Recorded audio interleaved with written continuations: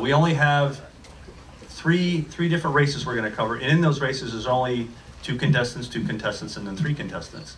So time is going to be a little liberal. We're not going to waste anybody's time, but we're going to be a little more in-depth than we have been able to in the past. We're also going to really encourage follow-up questions.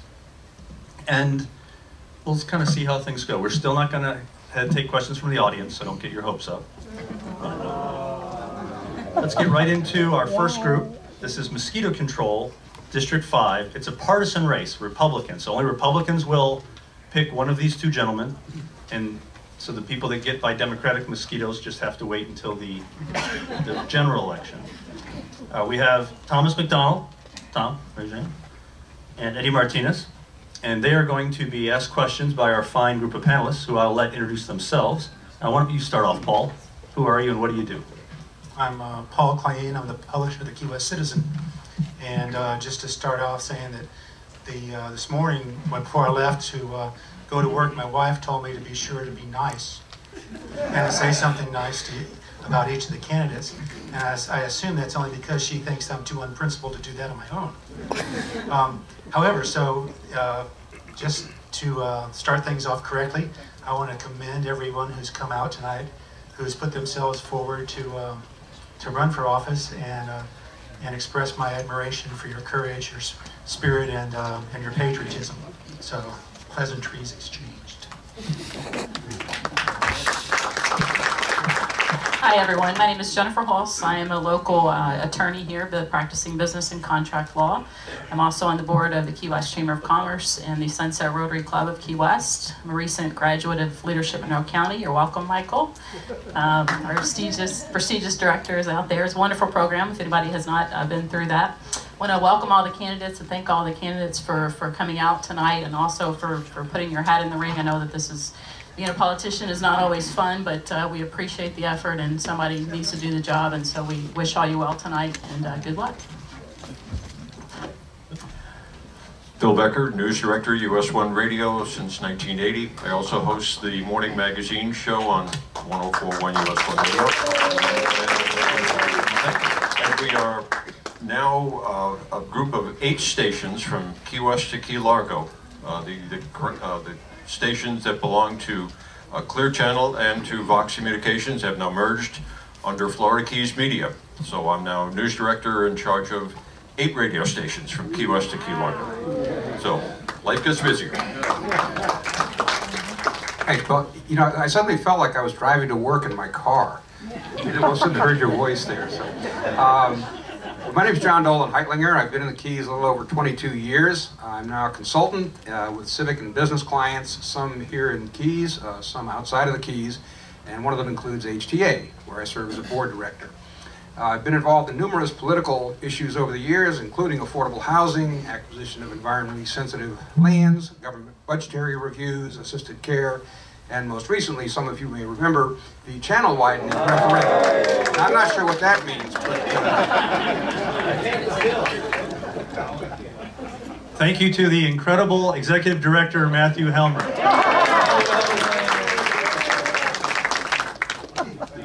Okay, what we're going to do is each one of our questioners will ask an individual question of one or both of the candidates. And then I'll try to keep track here, and we'll move along. We're not going to do opening statements of mosquito control. These guys have done those ad nauseum. We'll get right into the questions. We will give them a chance at the end to do a closing statement. So let's just get right into it, and then we'll work out the kinks. Paul, you're up first. You decide who you want to ask and what you want to ask. I assume both of y'all are in favor of killing mosquitoes? Yeah. That's good. No, really, that was the question. No, I'm kidding. Yeah. Yeah, right. Mr. McDonald, I guess I'll ask you the question. When the mosquito control's asked why you don't spray for no-see-ums, whiteflies, and it's just focused on mosquitoes, there's always an answer that kind of says it's beyond the charter. To a taxpayer, resident of Monroe County, it seems like mixing the formula different or adjusting the mission would be well within the scope of what mosquito control might take on, especially in Monroe County. Do you have a thought or on that? Well, our executive director is here, Michael, Speak right into the microphone. and we're not really allowed to go after those. The mission is to go after the mosquitoes that can cause damage and carry disease and so forth. And unfortunately, the other ones that you mentioned, they're pests, but they're not a health hazard. They're just an annoyance. So we can't really even go after them. You're using chemicals that can cause problems, and you know, you have to use it sparingly. There's two basic chemicals that are allowed to be sprayed, and you can only spray each one of them like 21 times. So you have to really be judicious in what you're doing. And like I said, these other items, they're pests, but they're not health problems. So we can't really even do much about them. But if they happen to get in the way while we're spraying, they do get killed.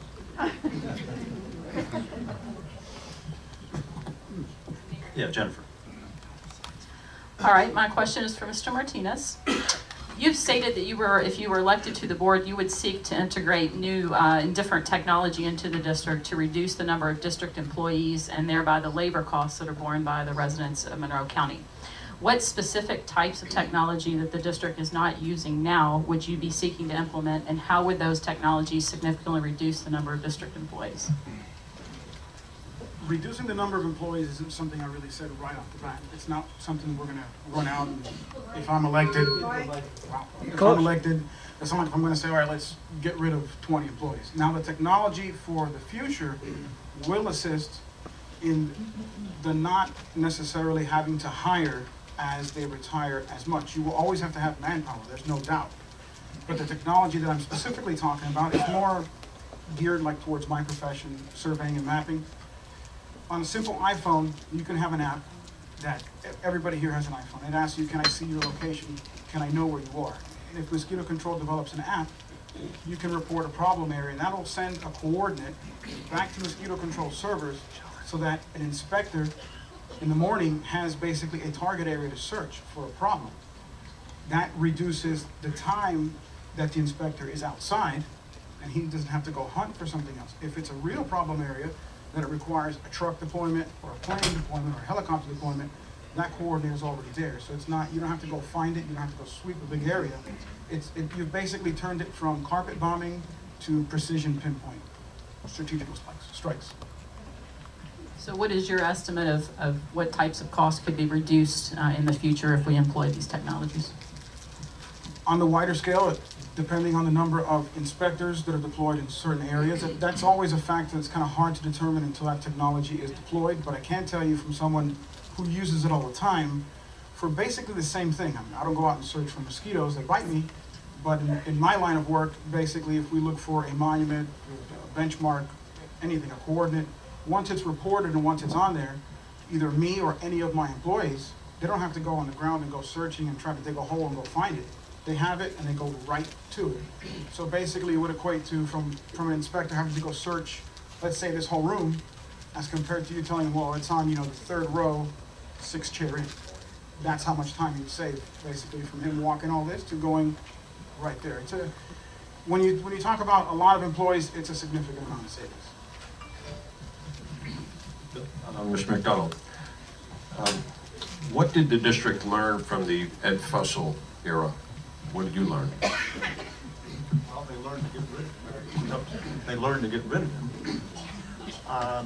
What happened during that particular time period was he got away with raises by offering raises even to the board. The board went from 7,800 to up to 23,000. And have they totally learned the lesson? I don't know. That's one of the reasons why I want to go back to the board, because I think they need a little more fiscal control. So have they learned the lesson? I think so. Michael was here, Michael Doyle, and he has really, I think, put things back in perspective, and he's got it under control. And I will say that they are working better than they did 16 years ago when I was there.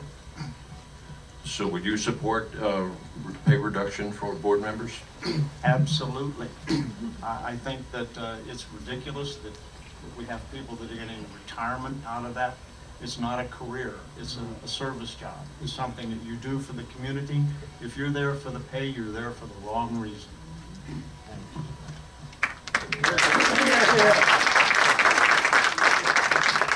Mr. Martinez, related to that previous question, how do the salaries and benefits of your agency's 64 employees or so compare to similar jobs in the private sector in the Keys? Well, I believe the pay is pretty much on par with everybody else. As it comes to raises and cost of living increases, I also believe that it should be merit-based. Everybody does need to have a cost of living as taxes as everything goes up, but those that perform better than everybody else should be rewarded, and those that don't perform well, they necessarily should not be, just because of tenure. And I also, like Tom, support a reduction, and I also think there should be term limits. There shouldn't be a career.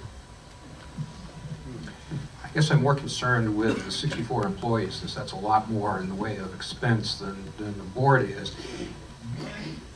I believe that numbers are out there that show that for a similar kind of job, people at mosquito control get paid more than people do in the private sector.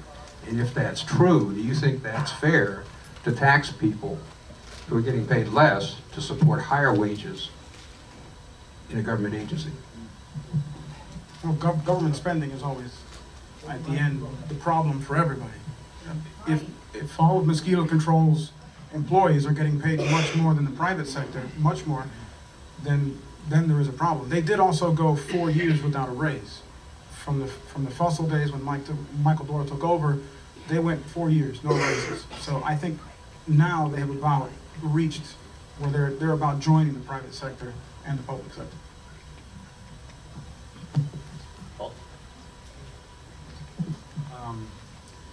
Drones, genetically engineered mosquitoes, all sounds pretty scary.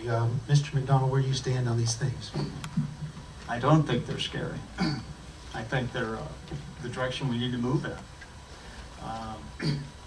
Drones, about the only problem with drones would be a privacy problem, and that's something that can be analyzed and guarded and checked, so I don't see where that's really a problem. And genetically modified mosquitoes, there's very little concern about that in science. It's mostly a perception problem, and I think what's needed there is more education of the public. And it's a direction that I think we should move in, and they are addressing all of the concerns about that, but they've pretty much been addressed, and I don't think there is a problem. I think it's more of an education of the public to get a better understanding from people. On that same line of question, do you think that these, regardless of the outcome of any safety studies, do you believe that the citizens of Monroe County should have an impact or have an input on whether genetically modified mosquitoes should be introduced in the county, either through referendum or other process? Who are you asking, Jennifer? Mr. McDonald. Should they have input? Yes. The Mosquito Control Board has public meetings, and anybody that has a concern about that, they can go to those meetings and they can express them, and maybe they can see some more information. And like I said, it's mostly a public relations position to begin with. So I think that the more exposure that the public gets to the issue, the more education they get on it, the more likely they are to accept it. So input, yes, that goes both ways. Would you support putting that issue out to referendum? Well, if it became that big of an issue, at the particular moment, I don't think it is, but if it became that big of an issue, yes. I'd like to ask the same question to Mr. Martinez. I also agree. If the public wants to know, and it is a public education, and I think they do have fears of, like everybody worries about the zombie mosquito, or what happens when the genetically modified mosquito is eaten by a bird or any other predator, what happens down the line. If the public wants to know, and I think they should know what we're doing, because at the end of the day, they pay everybody's salaries, and it's not Mosquito Control Board, it's the public's board. So yes, if it becomes a problem and the public comes to the meetings and they say, we want to know, we want to be educated, and it should be a referendum. As to drones, I think that the use of the drone is probably to get into the areas where the human cannot physically access, maybe deep into the mangroves, where you can do the precision placement of chemicals.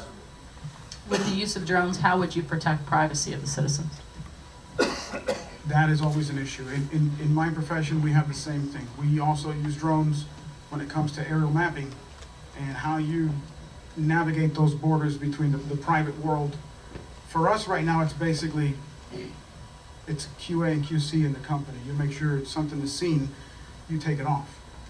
Mosquito control being a publicly controlled element, I believe we look to probably the county attorney's office and our own counsel to see how to navigate those privacy laws.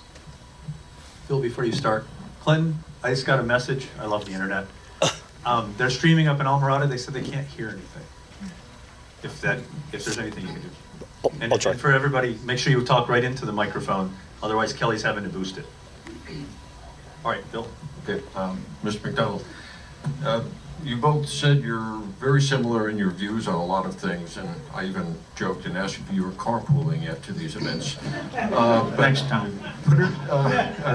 What is the major difference? What sets you apart from your opponent? Well, I have a different experience. We're both Democrat. Wait a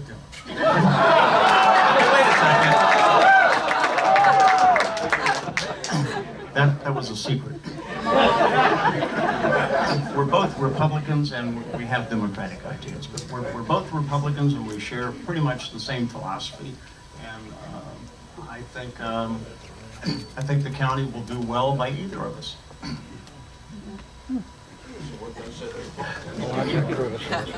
Well, like I said, I have a little more experience having served on the board before, and I am a CPA, and I come to the table with budget analysis and cost and benefit analysis and so forth, and that's my expertise. Eddie brings different talents to the table. We're both good. Mr. Martinez, what does set you apart? Well, I'm a little younger than Tom. But other than that, we have similar, see, it's a good beer. We do have similar ideas. Tom's expertise is in the CPA realm, mine is in the surveying and engineering realm. You know, to me, I think the technology is my forte. I think Tom's is budgeting and those type of issues. Why do I think I'm better? I don't know. Maybe I think I'm a little bit better good looking. And I'm not a Democrat. John. Okay, Mr. Martinez, let's see you start this one off. Florida's 50-year-old Sunshine Law is the most restrictive and oppressive in the United States with regards to county and municipal government. The Florida legislature, governor's cabinet, and the courts are all exempt from it. Would you support a modification of the law that would permit 2 elected or appointed representatives to discuss an issue which may come before them, just as members of the legislature, the cabinet, and the courts can? No. Okay, then I'd like to steer that to Mr. McDonald. Well, you know, we've had trouble with that before. That was one of the major problems that was in front of the board. It is very difficult to do business when you can't talk to other people. But I think the way that we handle that is by having more workshops and having more informal discussions at the meeting level. Tampering with the Sunshine Law is a little bit of a problem, and I'm not surprised that the hierarchy has exempted itself at all. All right. With that, let's move into your closing statements. You've got 3 minutes. You don't have to take it all, but you really can't take much more. And you can make it a kind of an introduction as well. No. Eddie, I'll make the command decision. Eddie, you're first. My close, next time we'll carpool, so we'll save funds on gas. Really, it is what everybody says and what Bill says. It's not a hostile race up here. I'm not going to say anything bad about my candidate. I'm not going to say anything great about me either. I'm a father of 4. I love my wife. I love my kids. I love the Keys. And I'd like to be able to assist you guys with all my expertise and everything I know in mosquito control. And I'll add to that, so Republican. All right, well, thank you guys, and thank you for a refreshing way to run for office. That was the best mosquito control form I've ever seen. If George and Danny will come on up. While they're coming up, I want to thank, on the back of the cameras, FloridaKeys.com and Clinton Barris. Hey, buddy. And they are, of course, streaming tonight and recording. So for those of you that don't need to stream since you're here, you can go back to the website and watch it over and over and revel in it. His opponent's Danny Cole. Danny has run previously against George.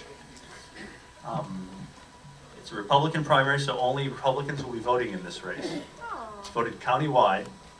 We're going to let Jennifer start off this set. And after you. All right. My question is for Commissioner Nugent. In March of this year, the Florida Department of Environmental Protection, in conjunction with the county, closed 4 fishing bridges throughout the Keys that also make up part of the Overseas Heritage Trail, which is a popular attraction for residents and tourists. The DEP's emergency closure of the bridges cited structural deficiencies of the 100-year-old bridges, making the bridges unsafe for pedestrian use. So I have a couple questions. First of all, was the county aware of these structural issues prior to the March emergency closings? And will the county be seeking funding to repair the structural deficiencies? Just so happens I happened to be in Tallahassee. I think that was right before the Florida Keys Day, and Secretary Herschel Vineyard called me aside. Said he wanted to tell me personally that they were fixing to have to close these bridges. When safety is an issue, that's the end of those discussions. And he went into great detail explaining what had happened, what had been found by their engineers, and that they felt like that there was a safety problem there. After they had put up some very nice, I'm sure very expensive guardrails around that, but it was just one of those things, and so they closed the bridges for safety's sake. Will we address those issues as far as opening those bridges? Those bridges are owned by either DEP or the state. We certainly would like to prod them into getting them back open as soon as possible.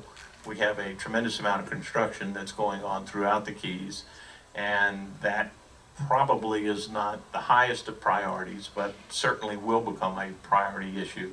And I think that, once again, working with our state representative, we'll be dealing with that in Tallahassee in the next legislative session. That brings into question some of the safety concerns with all of the bridges throughout the county. So the question is, does the county proactively monitor the structural safety of all of our county bridges, both pedestrian and vehicular? All of the county bridges that we own, which are numerous, and we are constantly repairing them, and they have a great cost and expense associated with keeping them in line. I think the life expectancy on most of those bridges is about 40 or 50 years. We have several of them that will require immediate maintenance. They are in our roads and bridges capital budget, which is about $60 million that we will be directing over the next 5 years towards roads and bridges. And for those who have been paying attention, that certainly has been part of the discussion that we've been having in our budget to make sure that that money is available for those bridges. So the ones on US 1 belong to the Department of Transportation, and they too are monitoring the structural soundness of those bridges as well as we do for safety of our residents. Okay, Danny, Mr. Cole. Your opponent, Commissioner Nugent, been in office for 4 years. A lot of votes during that time. If you could pick one vote, if you could pick one vote that you could reverse it, that would change a significant action by the county commission, what would that be? It would be the extension of the waste management contract. When it comes to contracts, I will always support competitive bidding. Yeah. Yeah, yeah. Commissioner Nugent, would you like to respond to that? Sure, and it's very easy to sit up here and make those kind of comments, not knowing the complexity of the particular issue. I worked very closely with staff on and watched the negotiations that took place. Our situation is totally different from Key West. Please don't compare. It's apples and avocados comparison. We have 4 providers.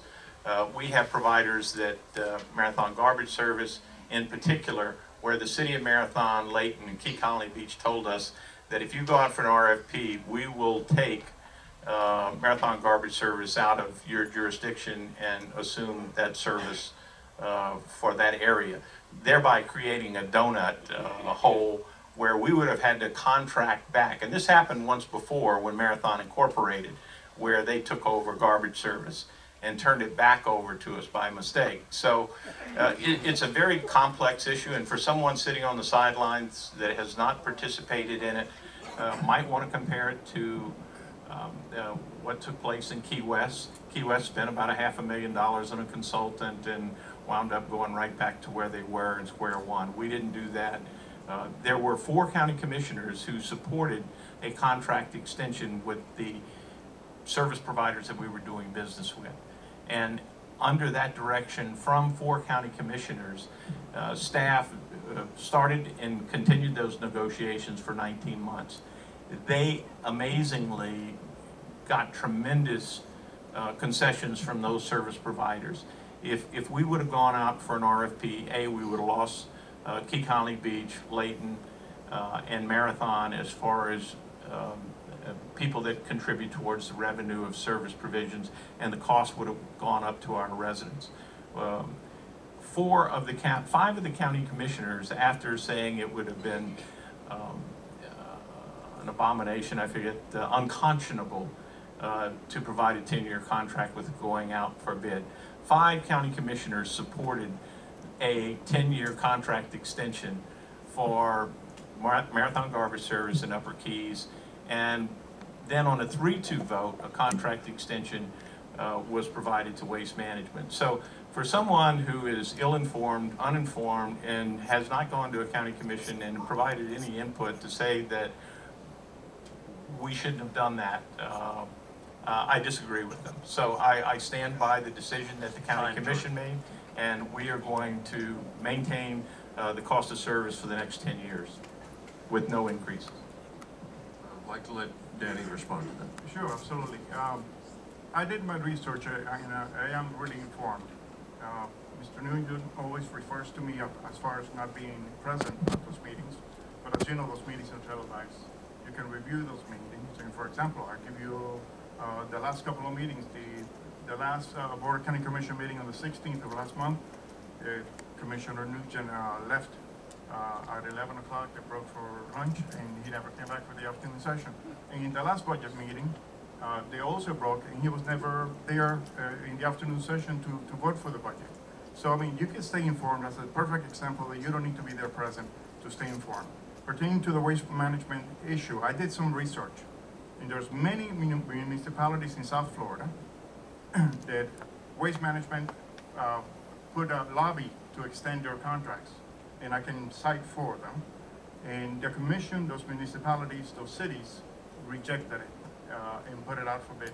Some of them, waste management won, actually most of them, but always at a lowest rate.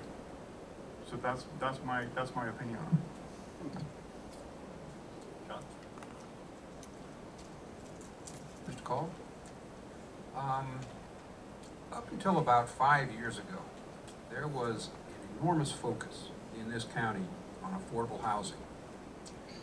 We had acquired a great deal of land, we were having affordable housing built, and then we had a change in our housing market. And all of a sudden it seemed that the desire to make sure we had enough housing for our working folks here seemed to go away. I am concerned that as our market begins to come back, we are going to end up in exactly the same situation we were in 15 years ago, where it was a crisis, where the folks who are still working families here will not have a place to live. And I'd like to know what your proposals would be to ensure that doesn't happen.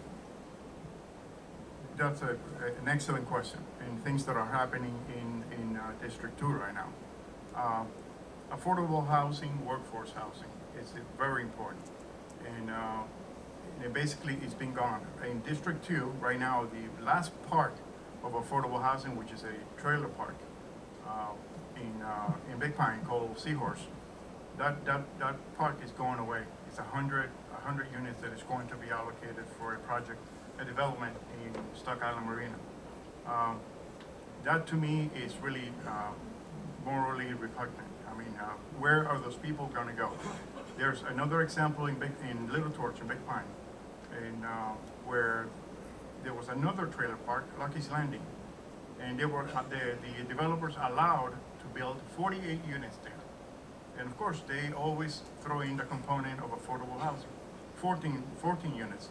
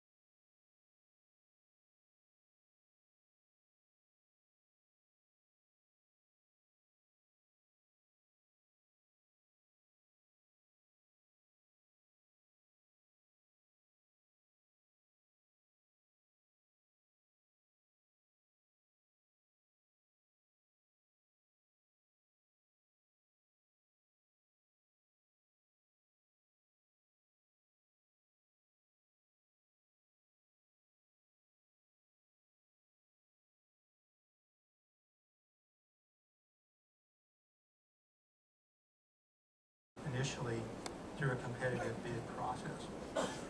They then, in 2004-ish, got a 5-year extension of that contract.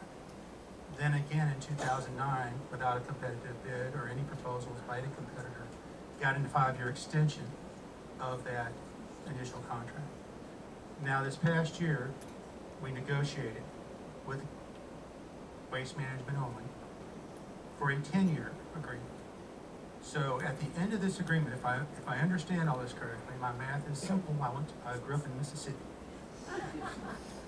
We will have 25 years of waste management having the county's waste the contract without having been subjected to either a competitive bid process or a competitor coming in and doing a proposal and having an opportunity to negotiate with your crack staff of negotiators. So what I would like to know is how can we as taxpayers feel confident that what has been done is actually in the best interest of the taxpayers and not some snowball deal that was done that's allowed one company to have control of this agreement for 25 years without ever having one competitive process going up against it. Well, that would put them about 25 years behind the other two service providers that have been doing business with. I'm answering your question. You asked your question, let me answer it. The question was, why is Waste Management? Why are you picking on Waste Management? They're no different than Marathon Garbage Service or Upper Keys Management. Mayor Freeman is in here tonight, and we had our staff do contract negotiations for the 16 years that I've been on the commission and probably another 30 years prior to coming on the commission. Waste Management is a service provider that has performed well, just like Marathon Garbage Service and Upper Keys Sanitary. And I sat there and observed the savings and the CPI reductions that staff, and as I said, 4 county commissioners voted to enter into contract negotiations. So we did that, and that's what came out, and I think that the contract that was negotiated by our staff, which was supported by 3 county commissioners for Waste Management and all 5 county commissioners for Marathon Garbage Service and Upper Keys Management. So I don't understand the focus, why you're so focused on Waste Management, and it's nothing that is comparable to what took place in Key West. Well, I wasn't comparing it to Key West. That will come later. My question is... I have nothing to do with Key West.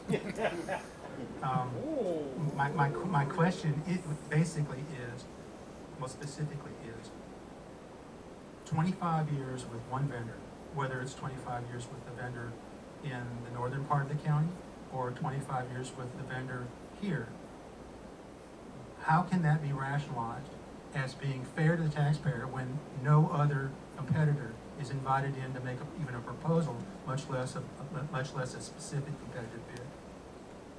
We've negotiated with specific parties, and they only. So how do you know that another waste hauler, another garbage collector, and another facilities manager won't do a better job or do a less expensive job? I have to admit, I live in Cudjoe. Waste management employees are awesome. I have no complaints with the service I get. What I have a problem with is a 25 years of never having taken it to the marketplace in order to find out whether the deal is good or not. Once again, Paul, all I can say is 4 county commissioners agreed to contract extension. We've done that for 50 years. And the other thing that we looked at that had a great deal of bearing on what we did, Islamorada went out for an RFP for their particular A's. Nobody responded other than their service provider. Key West went out for an RFP. They had Advance and Waste Management, and they wound up back with Waste Management. So that weighed heavily on our decision making in recognizing the negotiations which we would have lost, which would save us $2 million over that. Because the other thing that a lot of people didn't realize, Waste Management still had 2 years left on their contract. So we would have lost all the negotiations and everything, and we were trying to get all of our contracts to come back in alignment where they all expired at the same time. So the next time that we went out for contract, that they would all expire at the same time, and it would make it a lot easier to go out for an RFP. Thanks, George. Danny, you've spent a lot of time with this. You have anything to add? Again, to me it doesn't make any sense at all whatsoever. 25 years, it just doesn't make any sense. Like I said, after this happened, and I was at that meeting, and there were many speakers from Key Largo to Key West. They're all basically begging and saying, put this out for bid. And of course, this was a done deal already. So bottom line is, and I did the research, and I looked at other similar municipalities in South Florida, were the same scenario, and they rejected putting the extension, and they put it out for bid. Every single one of them, including the one that Waste Management won, came in at a lower price. So, no brainer. Jennifer, well, Let me just add this one point. It's got to be very Broward County had a 10-year contract extension with Waste Management. So I don't know where you got your information, Mr. Cole, but that's not accurate. Jennifer. All right. My question is for Mr. Cole. The County Commission just approved a potential tax increase of 3% over rollback for the next fiscal year. Key West residents are also facing a similar tax increase, potential tax increase. These tax increases further exacerbate the affordable housing problem that's facing our community. So my question is, do you support an increase in the millage rate for the next fiscal year? And if not, which specific items would you suggest could be eliminated or removed from the budget to achieve rollback? Absolutely not. No taxes.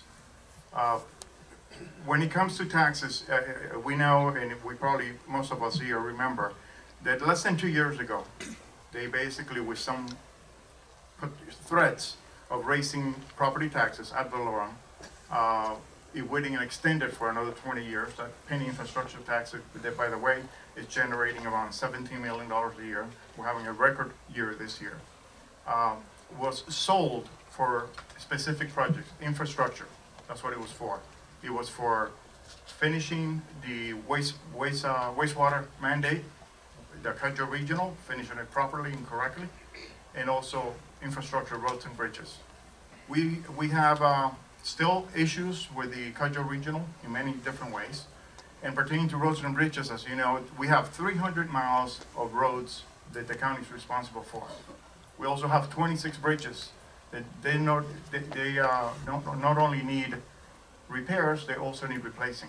Give an example, No Name Bridge is being repaired. I talked to the people doing the work, and all they're doing is patching it up to try to get another 10 years out of it.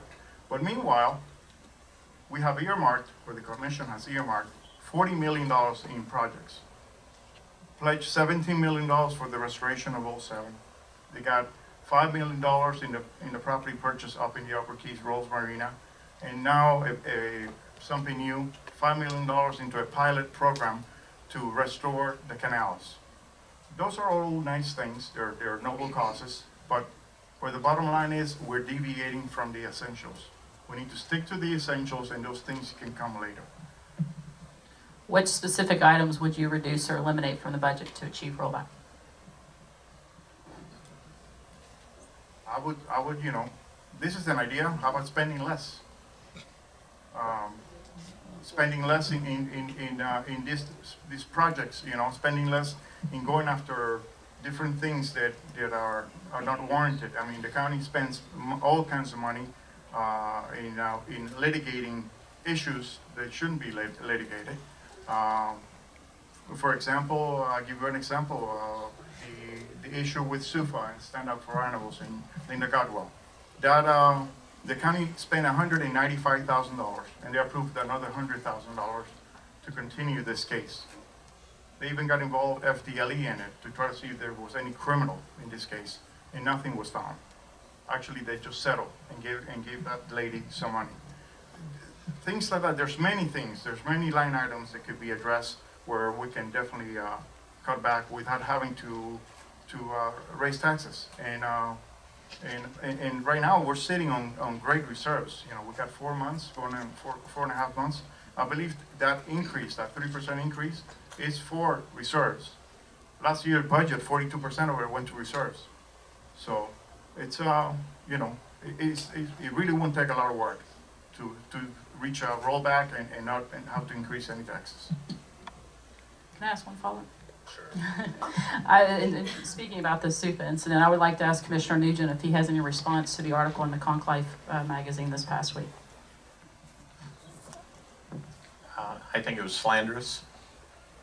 I think that there was nothing that was in that other than a personal attack on me. And if anybody knows, the gentleman that wrote it is very much involved and was involved in Mr. Cole's campaign. And the accusations that were made by Mr. Bottiger, or whatever his name is, I didn't call for that investigation. I did not.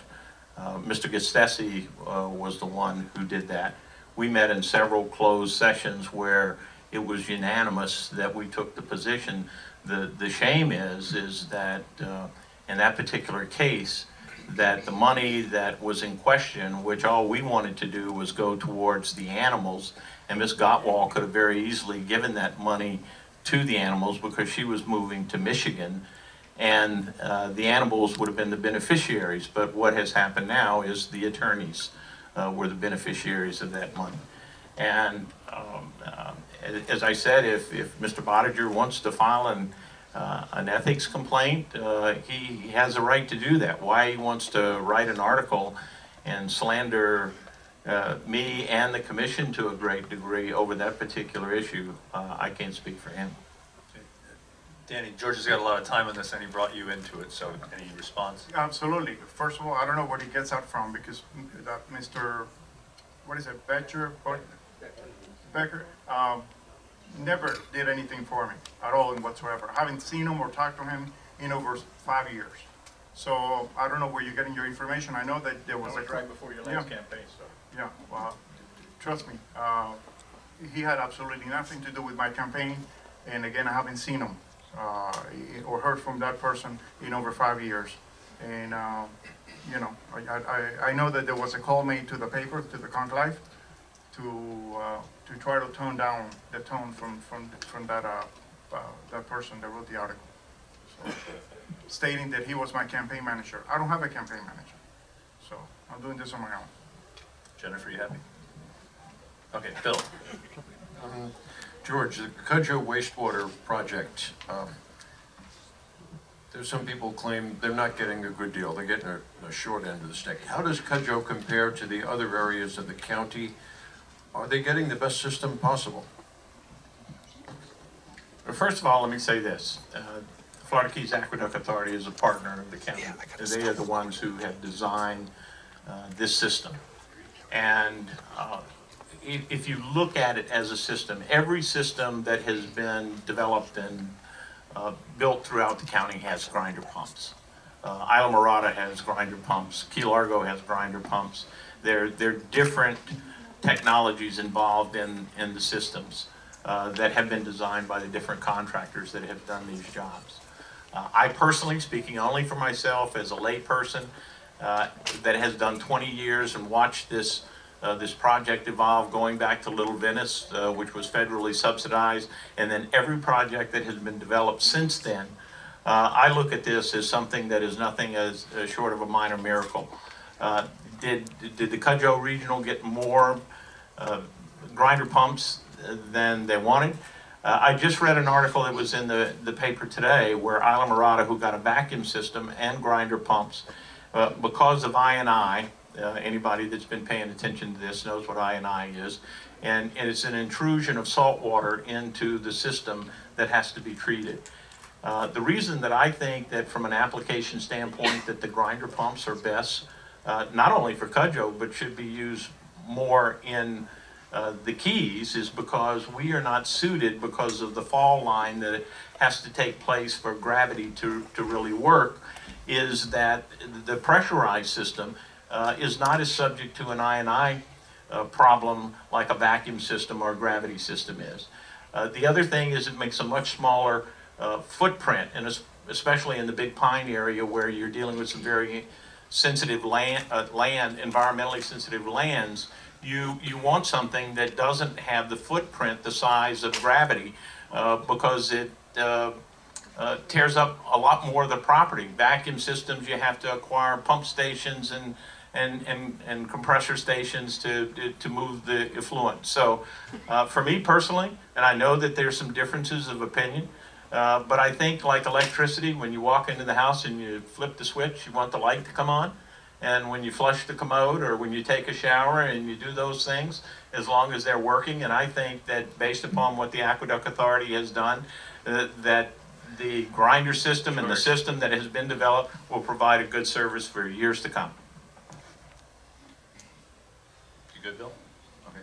John, and we need to spend some time with Danny here. Danny, an important part of the skill set that's needed for somebody to serve on the county commission board is to manage the county administrator. I think the record of boards managing those administrators has been a bit up and down since I've lived here. What has been your training and experience in managing senior executives? What makes you prepared to be a good leader of such a senior executive? I've been in business for over 30 years. And of course, small business, I can give you a few examples of it. My background is automotive. I started working at a Porsche dealership in Miami in the 70s. And then after a few years in factory training, I opened my own place called Porsche House in Miami. I went from a small shop of 4 technicians to 21,000 feet, and I had 42 people working for it. Another later example, because I've been volunteering for many years, and when I got involved in the fire department and then in EMS, I realized that the county needed a transportation, that we didn't have proper adequate transportation for patients that needed to go to the mainland. So I basically, after going through school and went to paramedic school in Broward, I realized that, I wanted to open an ambulance company. So I went to the commission, and they said, no, you need to talk to the administrator and Chief Callahan. I did. We had a brief meeting that says, how can we help you? And they said, well, you need to go in front of the county commission because we need it. I didn't know absolutely nothing about running an EMS company. I was just an EMT paramedic.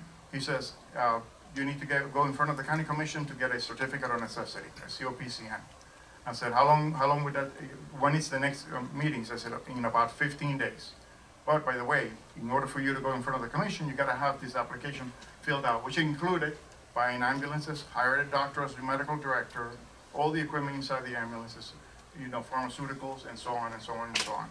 I left the Gatto building that day, 14 days actually before the county commission meeting. Went to Miami, bought 2 ambulances. The next morning I was back, bought all the equipment that I needed, which was 3 pages long, all the pharmaceuticals and everything. And with 2 days to spare, I went to the EMS office in Marathon.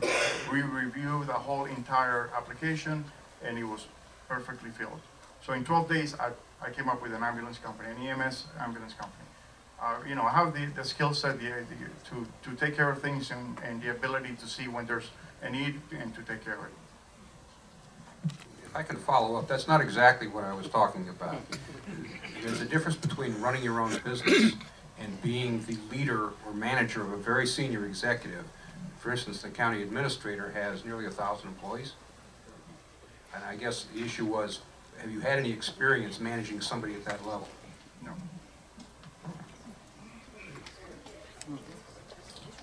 Okay. Paul. Lowest unemployment in Florida. Don't the unemployed typically leave Monroe County because they can't afford to stay here? Who's your question directed to? I'll serve it up. Who wants to take it? And make it a question. Well, the question is don't they typically leave? Isn't Monroe County losing population since the Wilma time frame? Are we down 4,000 or 5,000? I think. Yeah, it's been losing for quite some time, and it's just the cost of living index is the highest, and it's difficult, and the salaries just don't match up what it takes to live down here. I mean, a room down here in Key West a room in a house is going for $900 a month.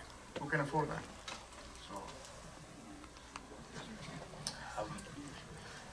There's a lot of homeless here, Paul, that they haven't left, but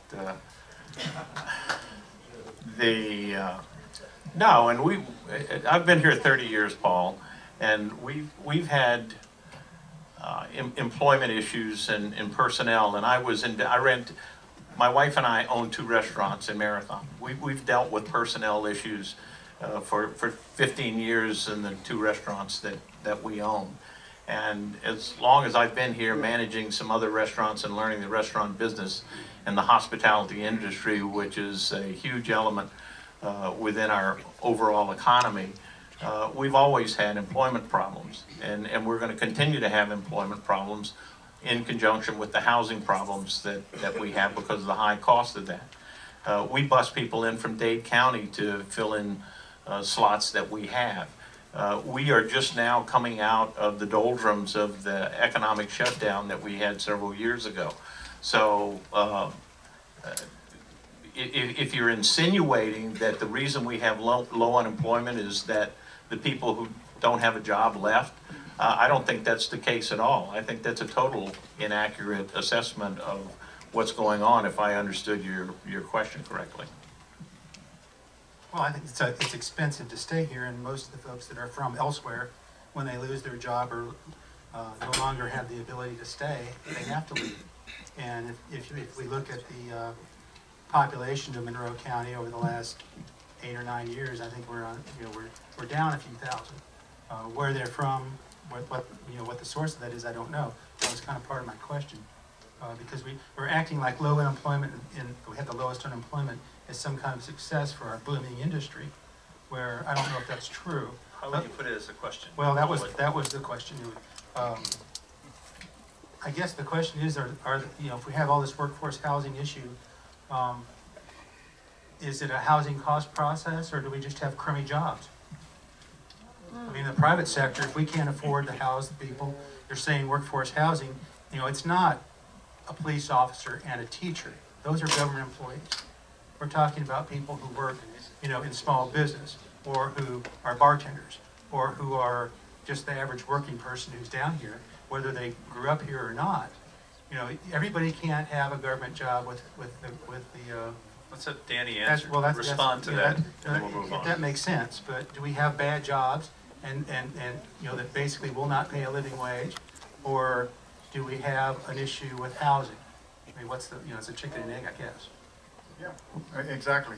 I think it's not necessarily bottom line is that the jobs here don't pay what they're supposed to be paying, and for the cost of living index here. And what can we do about it? Well, in the private sector, there's not much.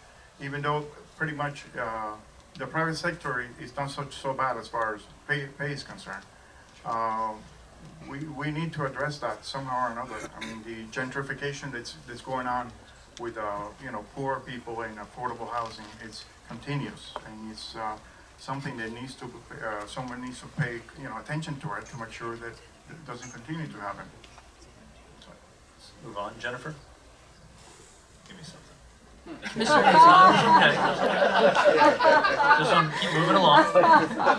you recently voted in favor of giving developer Pridham Singh the street and water right access to a piece of property adjacent to the Hickory House at no cost to the developer, depriving the residents of that community water access that they previously had. Can you please explain why you voted to hand this property over with no compensation? Actually, Mr. Singh gave us $2 million to get out of the Hickory House situation, which I was very much pleased, and I did not support the Hickory House when it was purchased. It was, and neither did any of the commissioners sitting on the commission presently. I have to look at it from a business standpoint of what was paid, the $2 million, and what is that piece of property is going to turn into, which I think will be an enhancement to not only the city of Key West, but also unincorporated Monroe County.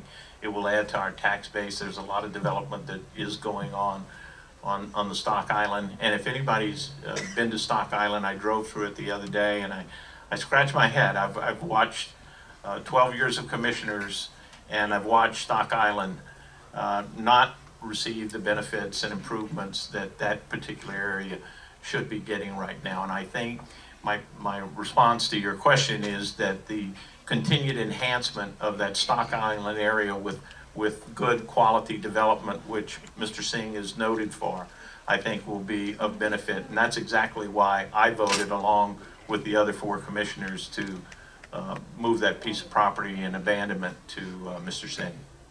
So will Mr. Singh be able to develop that property, thereby enhancing his own pocketbook? Most developers do that. They love to enhance their own pocket. They're not in the philanthropic rationale as to why they do that. Questioners. Right, but the residents in Monroe County didn't benefit at all from that. So they will. They absolutely will, and that's the point that I'm trying to make. That the cleaning up of Stock Island and that particular development will provide a lot of property taxes and also bed taxes and infrastructure sales taxes to all of Monroe County. Mr. Cole, you mentioned the county administrators. What did Monroe County learn from the Tom Willie era? Well, definitely the county commission needs to pay attention to what they're doing. And I know the reserves at that time went extremely low, and there was things that were done, and there was a lot of wasteful spending. That was part of the time when the original in the 90s penny infrastructure sales tax was passed. And then what did we do? You know, they went ahead and did all kinds of spending up and down the Keys. Spent $14 million in the government center in Key Largo. They purchased a Hickory house. They put $10 million in the airport, and it just, you know, history repeats itself. It's been less than 2 years, and now we're back in the same boat again. Pertaining to the administration of Tom Willie, yeah, there was a lot of mistakes made, and which means it needs an oversight by the commission, because apparently, you know, obviously the commission is his boss.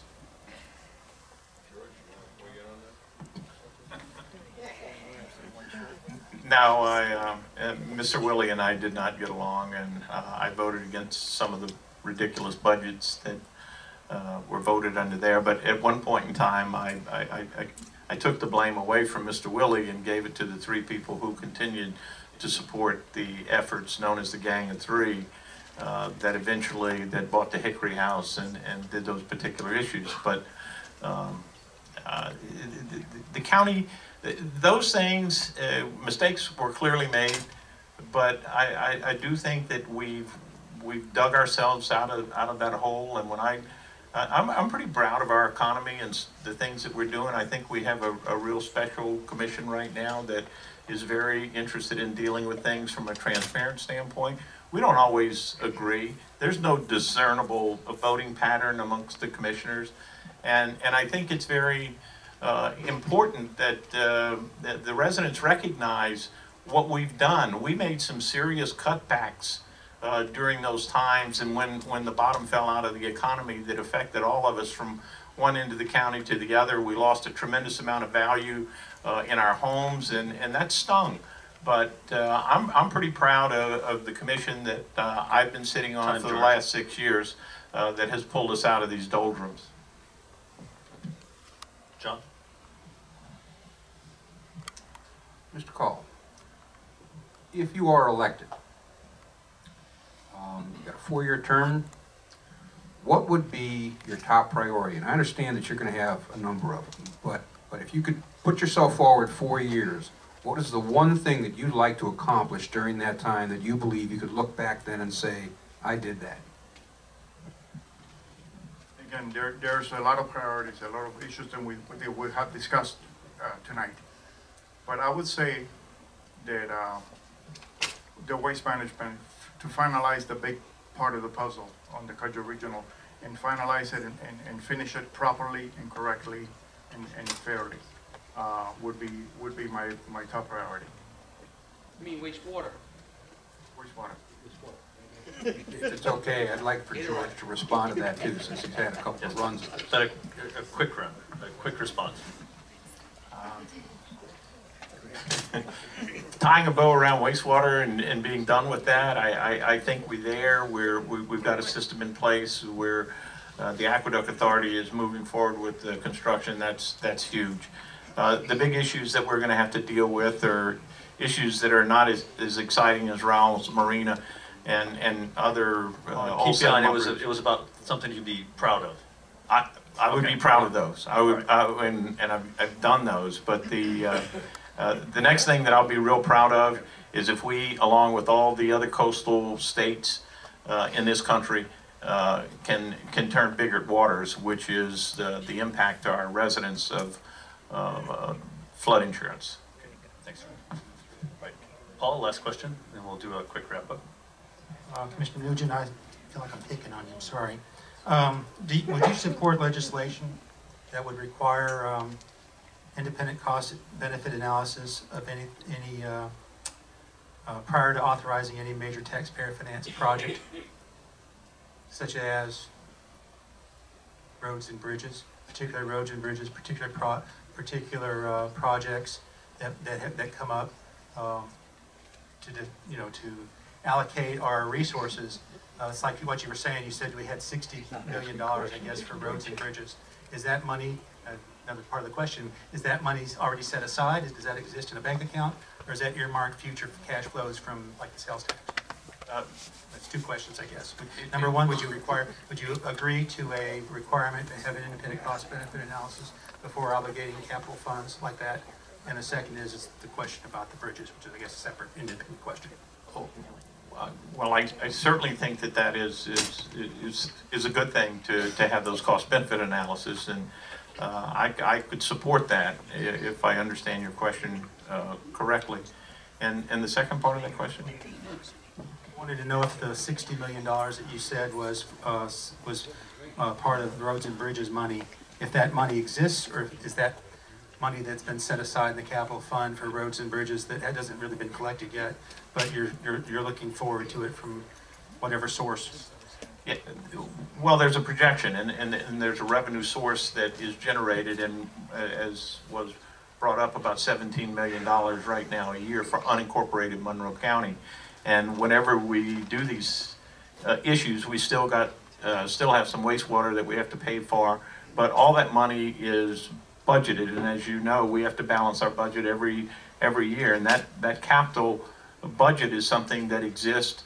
Some of those projected revenues will be forthcoming to go towards those projects. So the money's there based upon the revenues that are historically generated, and which the Department of Revenue in Tallahassee is the one who lets us know how much money is projected to be coming in from that 1 cent infrastructure sales tax. And it was recently elevated as far as a projection. Thank you, guys. Why don't we do a quick wrap up? Why should we vote for you? What makes you different than your opponent? George, you start. Well, first of all, I want to thank you for being here, but what you, the electorate, has to face and look at is what I feel strongly that I bring to the table is experience, a background, relationships that I've built over the 16 years that I've been working for you. The last 4 years, you entrusted me, and it was a privilege serving for you, and I think that they were, and no one commissioner does anything on their own. It's a work effort by all 5 of us. But what has been accomplished in the last 4 years, both from an environmental standpoint and economic standpoint, has been nothing short of a miracle. We're completing the wastewater. We extended the infrastructure sales tax. We're adding real assets to our community, like Rouse Marina, the old 7-mile bridge. We're a tourist-based economy, and don't ever lose sight that we need to make improvements to provide for the visitors that we spend millions of dollars to come to the Keys.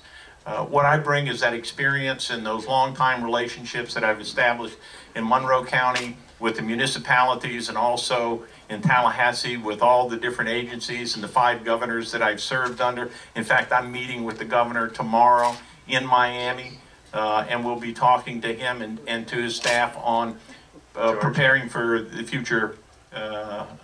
Vote for me on August the 26th. Danny. I'm running for office based on my own record of community service and business experience. Experience that counts and experience that will work for you. I've been campaigning since February, about 6 months now. And everyone asks the same questions: why are you running? I'm running because I truly believe that one person can make a difference. And I'm running because I want to represent your interest in all the important issues that the county is facing. Flood insurance, windstorm, wastewater. They say timing is everything, and I think it's time for a change. I think even my opponent thinks it's time for a change. I have a lot to be thankful. My family migrated from Cuba in the 60s, and we came here with nothing, absolutely nothing. We were looking for freedom. Our parents were looking for freedom and a better life for my sister and myself. And I consider myself the perfect example that the American dream still exists. All I'm asking is a chance. I want your support. Please vote for me on August 26th. Thank you, gentlemen.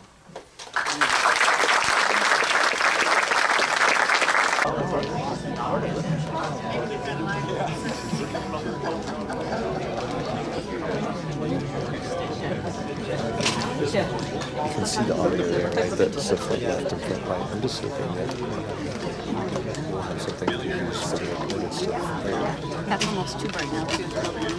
Their faces, they're in. All right, everybody, let's get going again. It's okay when you get in. Next up, we have the mayor's race. This is a nonpartisan race. It's for 2 years. Our incumbent is Craig Cates. He likes to say that he has run, this is his 4th run in 5 years. You got that right, Craig. He ran for 2 years, then 2 years, then 1 year, and now he's at it again for a 2-year term. Before we get started, I want to pull away the curtain here to thank Kelly Friend from Audio Video Paradise. While usually Kelly supplies all of our speakers and everything, she actually is supplying the mics. She does something really important. She's back there adjusting the mic on every one of these people who pull the microphone away from their face and back and forth. So again, to remind everybody, if you can speak into the mic, that really works, and it will help Clinton get our sound online and our recording. So with that, let's just get right into it. Bill Becker is going to ask the first question, and have at it, Bill. You get to pick who you're gonna ask it and what. Question for Mr. Brzezinski. In your literature, you say that you are a former Alabama practicing attorney. Now, somebody gave me a tip and said, check that out. And, you know, I come from the school where your mother says she loves you, you check it out. I called the Alabama bar. They have no record of you ever being admitted to the Alabama bar. The only practicing attorney in Alabama they told me was Major Brzezinski, which I believe is your former deceased brother. Can you explain this for us? I can't explain anything for the Alabama bar, but I graduated from the University of Alabama in January of 1968. I think I took the bar exam. I was looking for a federal judge by then. I took the bar exam in April, I think. I passed it. I was issued an Alabama law license by the Alabama Supreme Court. I was admitted to the federal court after that. I was introduced to the U.S. District Court. I worked for my father's company for a while after that, and then I went into the practice of law in Birmingham with the firm of Shull, Crockett, and Caddis. And a guy named Squire Gwynn was a member. He went in when I did, and I also did after leaving my father's company. And I worked for them several years, and I finally became Shull, Crockett, Caddis, and Brzezinski at one time, I think. And then I went out on my own and practiced solo for a number of years. I also went back and got a master's degree in taxation at the University of Alabama at that time. And I don't know, I think if you check the bar again, you'll find out I'm delinquent in my CLE, continuing legal education. I didn't finish that the last year I was practicing the last time, which I think was in 1999. And so they don't have me as an active attorney, but I don't know why they wouldn't have me on their rolls. I passed their damn bar exam. And I was told I did pretty good on it too. And I did practice law in Birmingham. I was interviewed by Jane Pauley on Today Show on January 2nd, 1985, about a book I wrote called Kill All the Lawyers, based on my experiences as a real estate attorney in Birmingham. home buyers' lambs to the slaughter based on my real estate experiences. When I was attorney in Birmingham, the realtors all over the United States hated me. And I debated William North, the general counsel of the National Association of Realtors, on that show with Jane Poley. And so, Bill, I don't know what's going on up there, but I flat did practice law.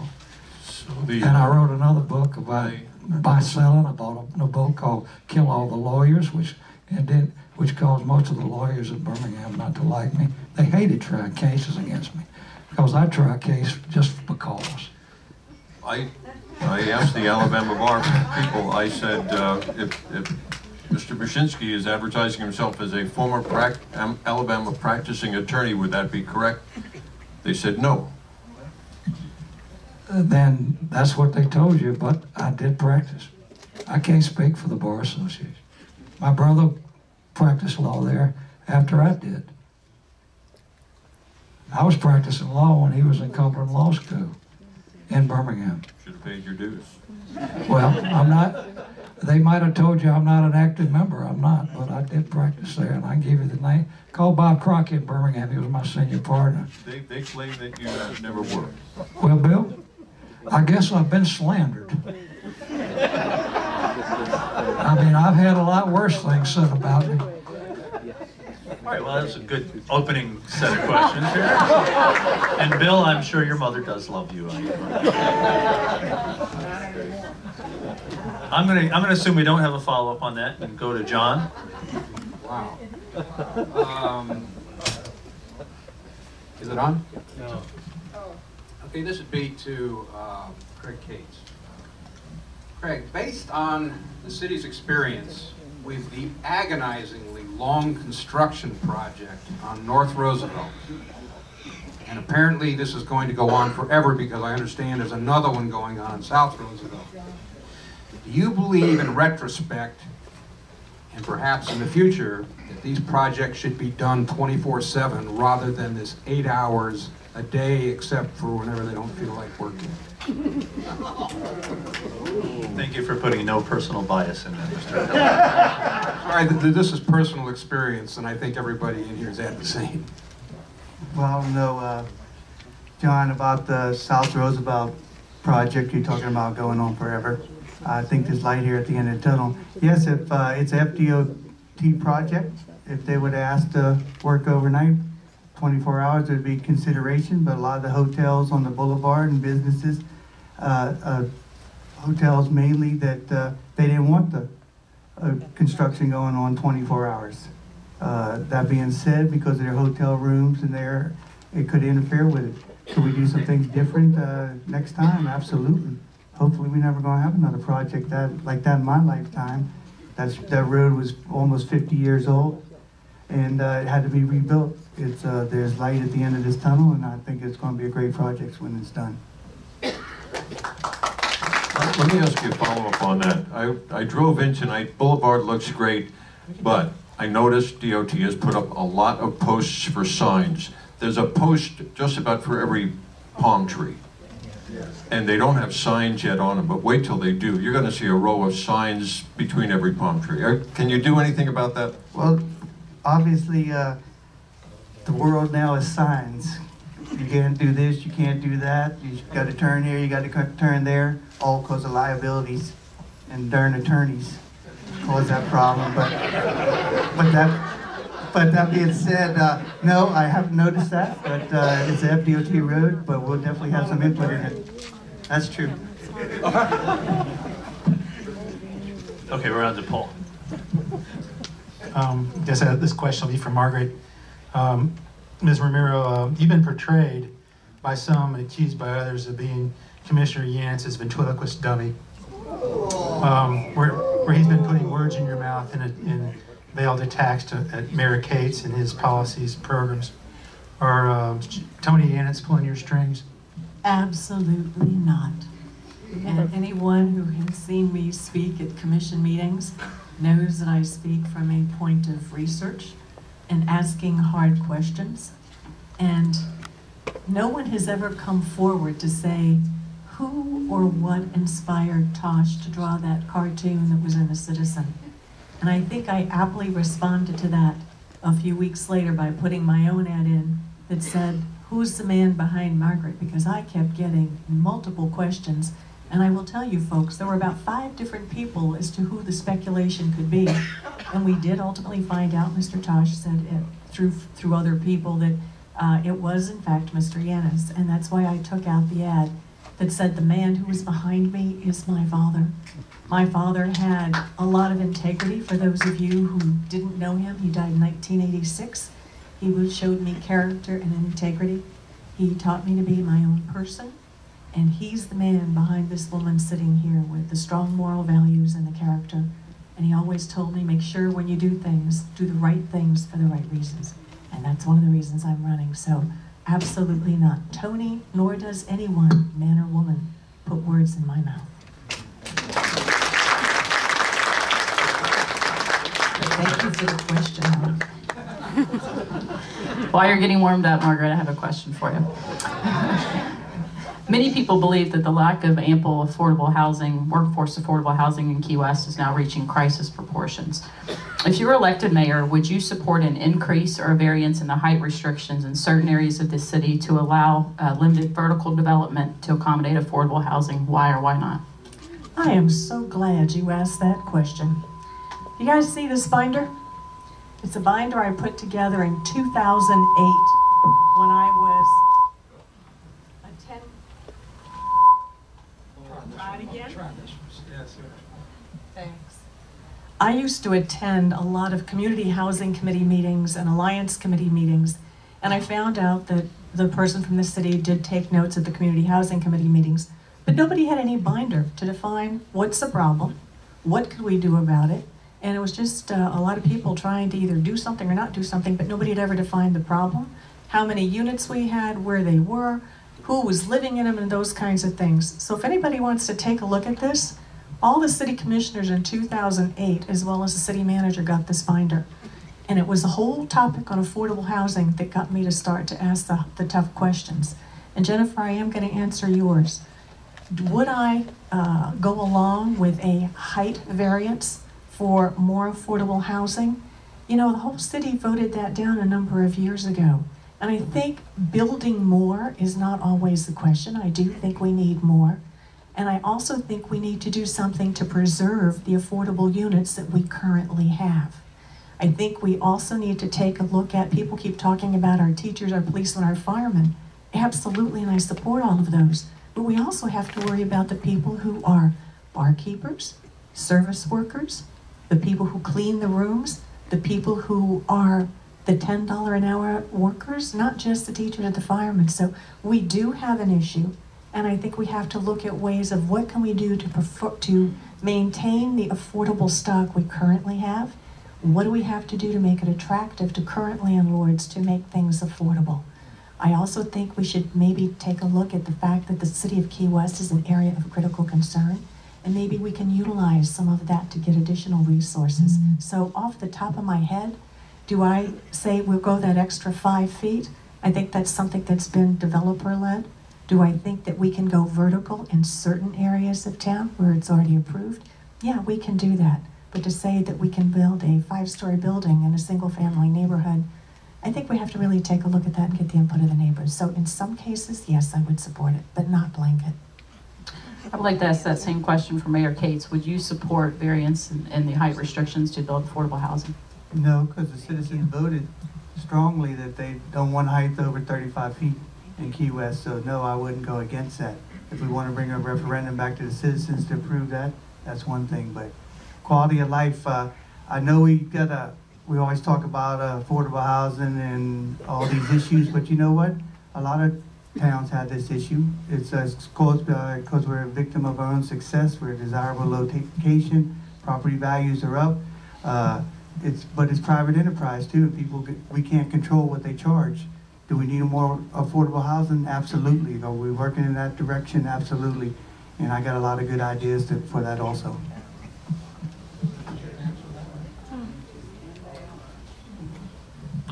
Is he okay? Sure. I would not be in favor of that. I think it's a developer's ploy, As for rich people, most of these houses cost a lot of money to raise them up.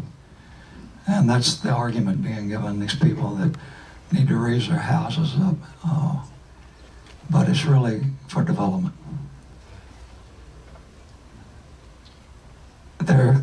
The talk of affordable housing here is a joke. You know that. The only affordable housing in Key West is a few trailers that are left. And the housing authority is rental housing. That's it. Sloan, let me cut you off because it was response to the height thing. Well, she wandered off on all of that. I'm sure we're gonna talk more about affordable housing. Okay, I hope so. But I would not raise that. That's a developer's bonanza. Thanks. Bill. A third judge today declared Florida's ban on same-sex marriage unconstitutional. That makes 3 judges. Began here in Monroe County with Judge Garcia. I just want to take a quick poll of all 3 of you. How do you feel? I mean, because Key West could very well become the same-sex marriage capital of Florida here. How do each of you feel about same-sex marriage? The lawyer will start. This is not a lawyer. I've been married 7 times, and I hope they know what they're getting into. I wish I could. It's none of my business. It's none of the church's business. It's none of the government's business who you marry. This is a religious issue. It has no place in the discussion, in my opinion. It's the churches that are behind it, and you got to follow the law going up the appeal process. I hate that, but I hope they affirm it. In a brief sentence, yes, I support marriage equality. If you folks take a look at the ad that's been in the paper the last few weeks, you'll see that one of my things is treat everyone fairly. So yes, I do support marriage equality. I also support that anyone who wants to have any relationship they want in a business sense, in a social sense, or in a romantic sense, that's their choice. And as such, yes, I do support it. Yes, yes, it says turn on now. Yes, I support it. I signed the Freedom to Marry petition for mayors about 4 years ago. And I was the first Republican mayor in the whole United States to sign that. So I've been supporting that for a long time. John?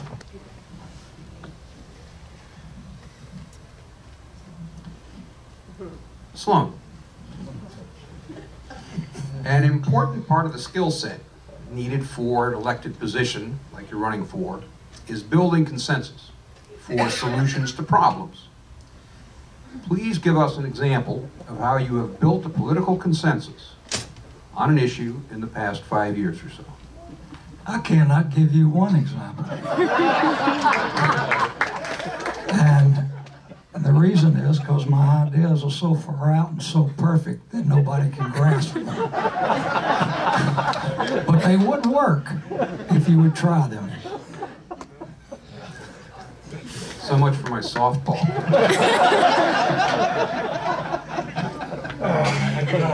Yeah, I don't think there's a follow-up for that. Let's go to Paul. Man, yes, I'll ask this one to Mayor Cates. 5 years or so ago, you ran for the mayor's office on a platform that you thought the city should be more run like a business and less like the bureaucratic, wasteful government as usual. After 5 years in the job, how's that coming along? I think it's coming along good. We've kept our taxes down for years. Key West has become more efficient. We've done less with more for many years. That's why some of the people are saying now that our salaries are way lower than they should be. Well, we've been very frugal with your tax dollars over the years. We've increased our, last year I tried to get last budget to not raise the taxes and use 4 days of our reserves, and they wouldn't do it, voted that down, raised the taxes slightly last year, and we ended up this year with 14 days left over that we're using in this budget. So I think we've been very efficient, and can we make improvements? Absolutely. We got to work at it every day and get better. That's the way a business is. You wake up every morning, you work as hard as you can every day, and continue. And I'm a full-time mayor, and that's the only job I have is for the citizens of Key West. Jennifer? My question's for Mayor Cates. As we all know, traffic congestion and parking is a major problem in Old Town, especially during the high season. The city has numerous ordinances on the books restricting delivery vehicles to the morning hours and defining areas where vehicles are allowed to stop in and around Duval Street. Why are these ordinances not being enforced? And if you're re-elected mayor, what specific actions will you take in your next term to either enforce the current ordinances or improve traffic congestion downtown? Well, obviously, there is congestion downtown, and we all know that, and it's been there many years. Yes, we have ordinances for that. We've been trying to enforce it. I call, citizens call me a lot, and they got somebody's parked there, or tractor trailers up on the sidewalk. We send them down there, and we've been fining them. Is it congested down there? Absolutely. We're working on more parking places. I just came up with a parking plan for employees to park in the park and ride to get them off the streets to help with the residential parking. We're looking into when the lease comes back from comes due for Concrete Public, that the citizens of Key West lease that property to them, take that piece in the back that's dirt right now back out of the lease and build a parking garage there so we can get congestion off the street. We're looking at possibly a parking garage down at Angela, so they could easily pay for themselves. So yes, we're constantly working on it as an issue, absolutely, and we'll continue. Margaret, if you had a magic wand, how would you solve the homeless situation? If I had a magic wand, I would take care of the homeless situation by merely waving it across and wiggling my nose, and it would be solved. Now, do you want the serious answer? On a practical level. That's a good answer. Very practical answer. It's the only thing that would work. Okay, Sloan, you will have a chance to respond, Margaret. Assuming that Bill was looking for a bit more practicality. Very good answer. Thank you. Absolutely perfect. There is no simple solution to the homeless issue, and I'm going to start off by making it very clear that there is a difference between homeless and those who have recently lost a job or maybe doubling up, and what I call the vacationing vagrants. There is a difference. I mean, we saw some of those vacationing vagrants on the way here this evening. I think one of the things we need to do is continue to help those who are homeless in the generic sense of the word, the folks that we call the working poor and such. But I think the ones that cause most of the major issue and the drains on us as a city are the vacationing vagrants. And to that end, I would like us to see us not make it as attractive for them to come here in the first place. I would like to see us understand exactly what services they're using. There may be some of these services that can be limited. I would also like to make sure that we give more teeth to some of our laws in case we do have to have stricter law enforcement. And I think, you know, all we have to do is look around and say, do we want the vacationing vagrants to really come here? And I think we need to make it as, what I will call, as unattractive as possible for them. Key West has always been a very giving community, and maybe in some cases to a fault. So we just need to start taking a look at what we can do regarding, and I'm going to segue out of this, the vacationing vagrants are the ones that we need to make it less attractive for them to come here, but we need to really continue to help our working homeless and those who are in need of our services and that want help. Why don't I let Sloan wade into that one? I want to see his tattoo. It says vagrant. I was one of the vacationing vagrants. I arrived here flat broke in 2000 for spent my first night on the sidewalk in front of the Pegasus. I slept for months in the doorway next to the bookstore on Fleming on cardboard boxes. I've slept everywhere you can imagine outside in this city. I am your resident homeless expert. I know more about it than everybody in this room multiplied by 10 million, because I did it. I've stayed at COTS. I stayed at Florida Keys Outreach Coalition. Steve Braddock is a good friend of mine. So what do you want? A solution? Is that what the question is? Do you have a magic wand? Oh, I'm telling you, that's what you're going to need. You have three kinds of homeless people, basically, not counting the people that have told me that they're homeless because the city tells them they are, because they live on a boat. Therefore, they can't even vote. You have the people that are street people, you know, the long-term ones, the ones the city wants to get rid of. You have the new homeless, who didn't exist when I was homeless. But, you know, the economy crashed and a lot of people were couch surfing, living in their cars, staying at COTS. You've got a lot of people that are just about to go like that. And then you've got the van dwellers or the gypsies that are keep to themselves, and they're really a whole separate thing altogether. This city is spending 90% of its time and effort trying to get the street people out of sight at night, into a shelter or into the jail at a huge cost. Where the city should be sending this money, and I've told the city commission this at city commission meetings. I never got a consensus. I didn't get one nod. You should be spending 90% of your time and effort on these people that are new homeless. Or they need affordable housing. They don't need affordable houses to buy. They need affordable rental housing. Forget about building affordable houses for sale. You need more public housing. And the only people that can provide that is the housing authority. And you've got just 33 acres out here. They're going to put a really expensive park on to take care of your homeless, your affordable housing problem. You need a place for these people to be able to rent for $600, $700 a month, or less, or a little more. They can't do it in Key West. Those are the people you need to be looking out for and trying to help before they become street people. Wrap up your ideas. Which you can't help, really. Most of them are drug addicts anywhere, or booze addicts, same thing. And then you've got the people that are about to go homeless because they can't afford to pay their rent. They need the affordable rental housing too. Finish up your thoughts, Sloan.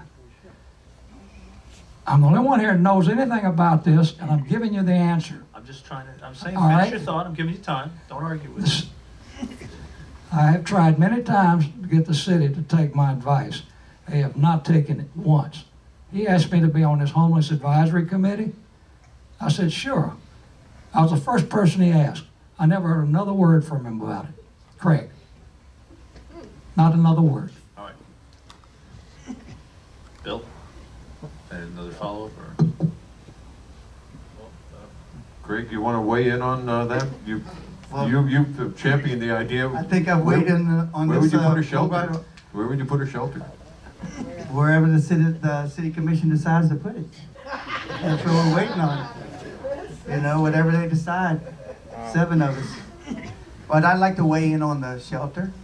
People say we're not doing anything. We're not. We're welcoming homeless to Key West. Obviously, don't know what they're talking about. We spent $6.6 million last year incarcerating the homeless. All right, is that money well spent? Is that what money well spent? We spent $440,000 in a shelter at $8 a night, housing the homeless, or $100 a night in jail. I'm trying to come up with a physically responsible way to manage an issue that is not going away anytime soon. And if they come, they're citizens of the United States, they have rights. We tighten up our ordinances on camping in public. You can't lay down on a bench in our parks. You can't take your bicycle into the park. It has to be kept out on the street.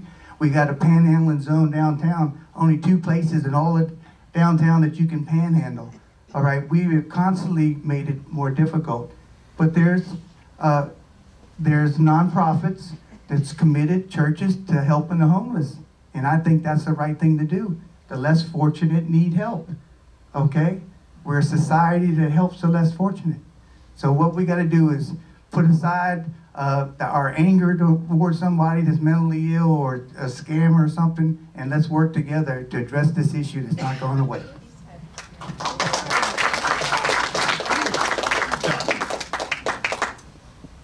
So, there has been... Be careful what you ask for.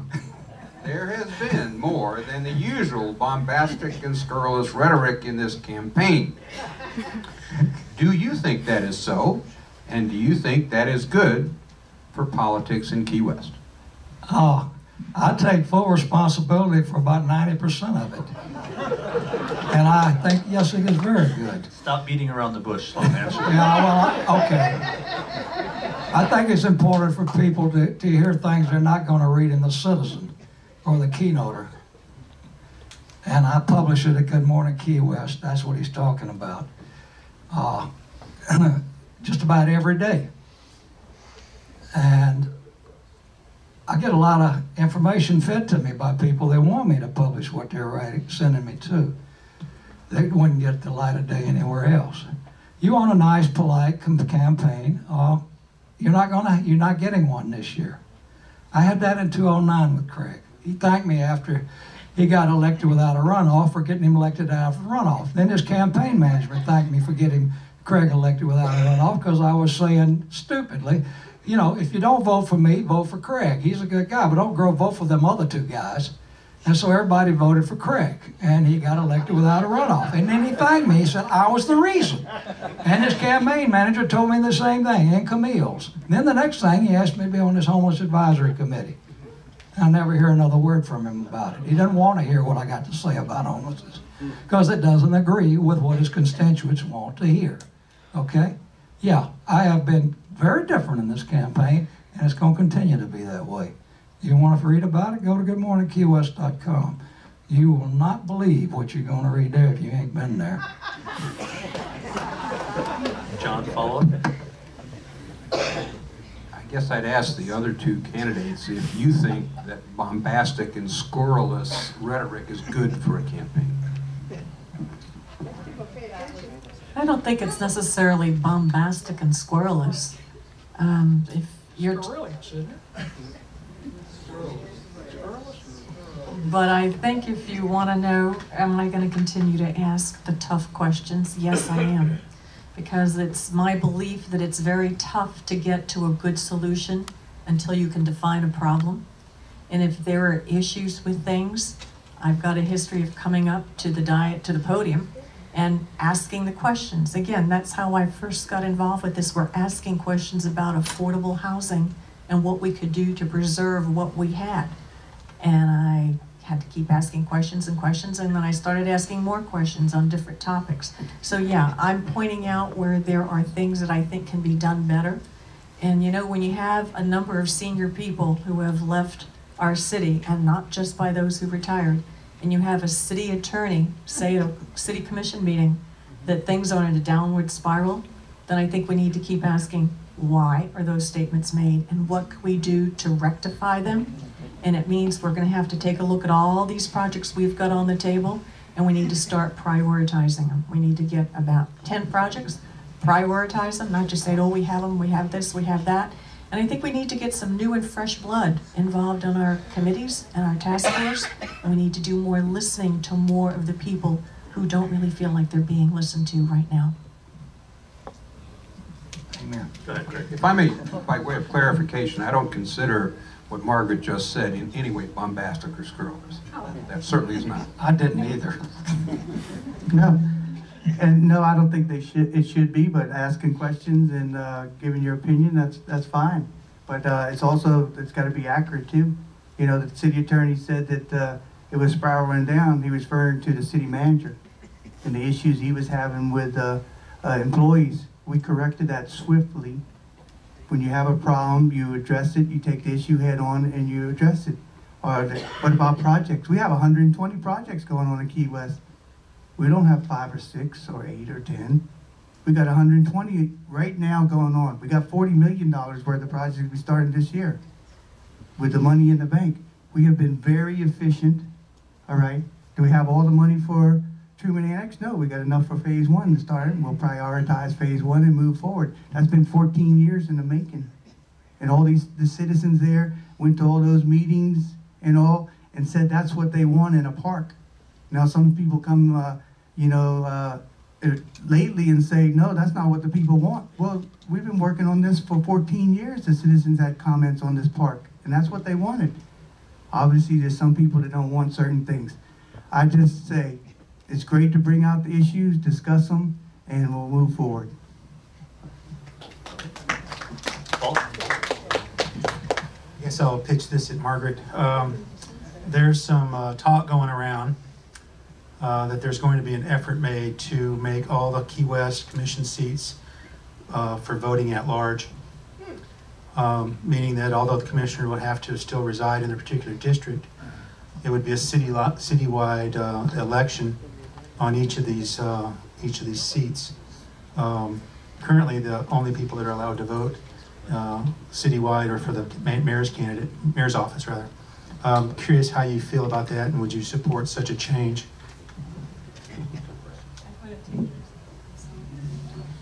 This was brought up when the folks were reviewing our city charter, which has to be done every 10 years. And it was decided that they were going to keep the districts, that you vote for your particular district, and the person has to reside in that particular district. So we'd have to change the charter in order to do it. To be honest with you, I kind of like being able to have Terry Johnston as my commissioner, so that I feel there's somebody in particular I can go to and talk to her or give her my ideas or something else. And I have seen, by going to a number of the meetings in Clayton Lopez's district, he has his meetings almost monthly.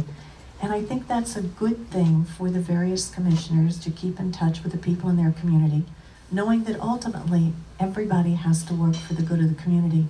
But I think it helps with perception if people feel that they at least have a go-to person that they can go to specifically for their area, and especially those people who don't really feel like they have a voice or could be heard unless it was. And I think also too that if we were to have something going citywide, it's a lot more expensive to run a citywide campaign than it is one for a particular district. And I think we encourage more people to come and run for city commission seats and to get involved if we make it manageable for those folks to do so. So right now I kind of like the idea of residing in a district and voting in a district, and then mayorally being citywide.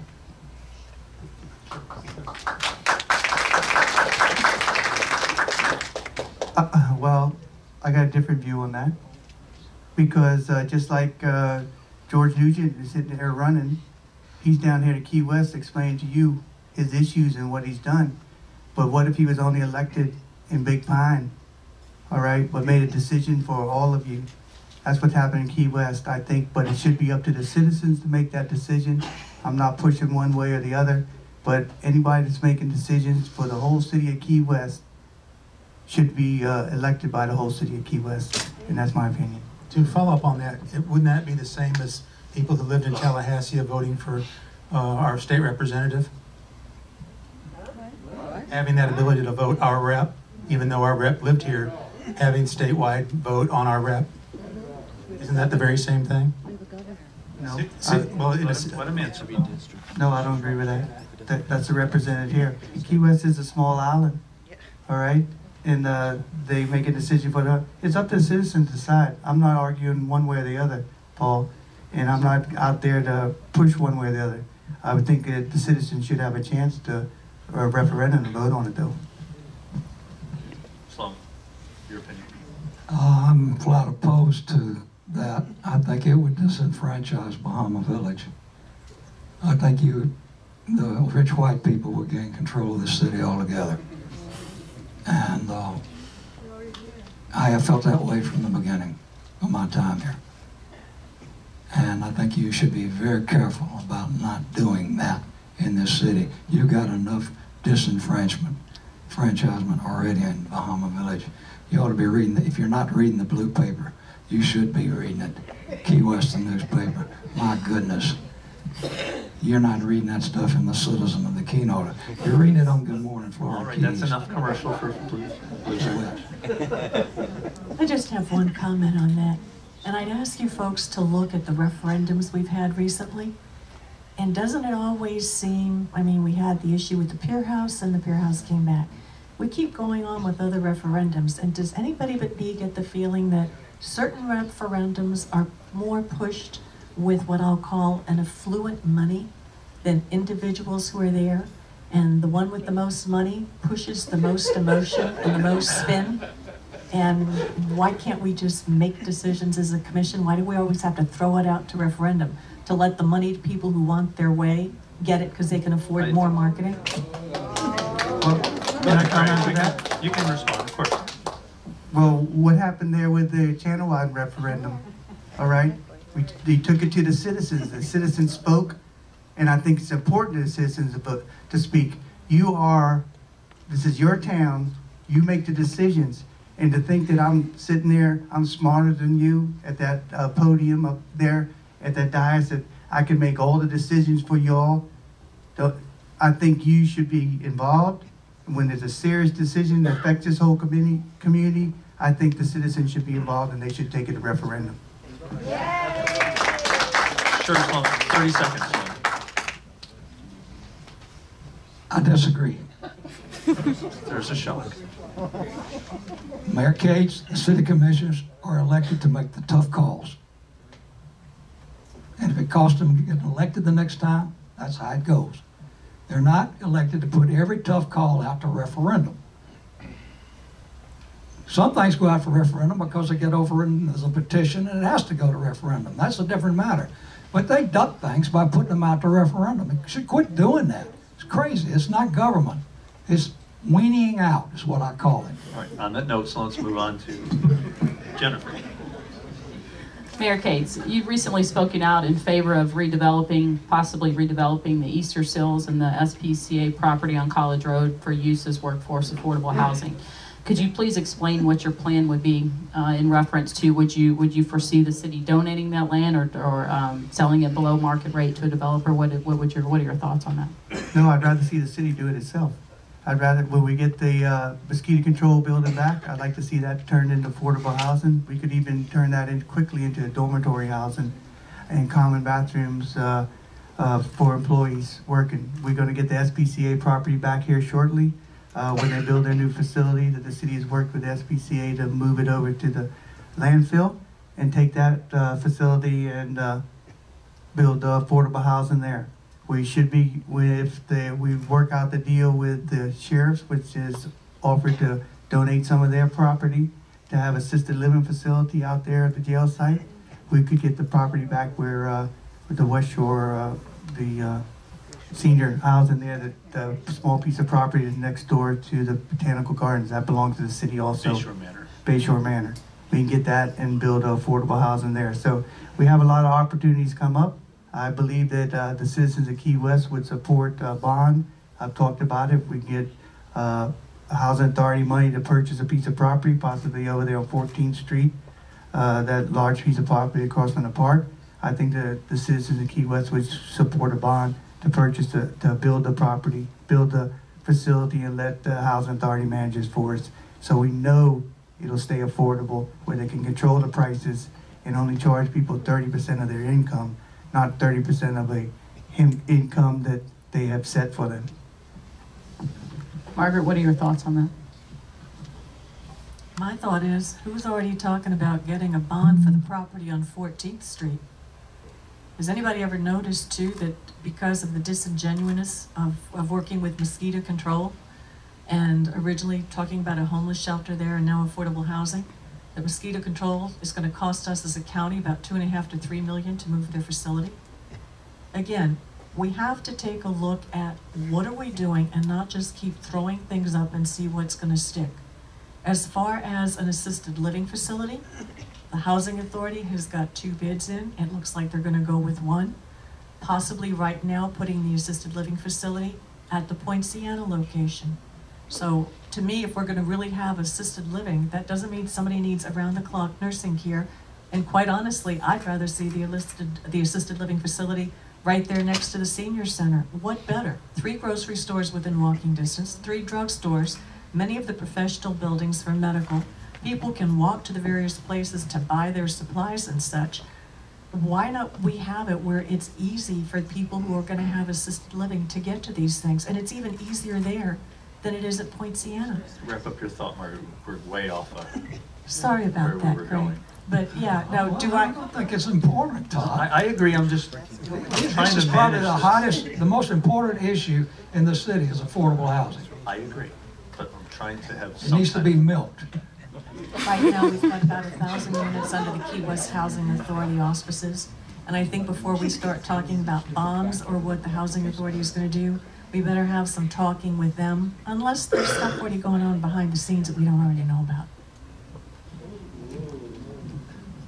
I'd like to hear the question, because I have completely forgotten. Well, that is my point, son. I think we're completely off the question, but...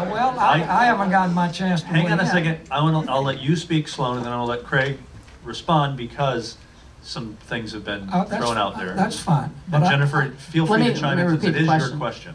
The question was to Mayor Cates about redeveloping the property on College Road, the mosquito control and/or the SPCA property for affordable housing. We got a little off of that, but go on however you want to do with this. I think they ought to let mosquito control stay there.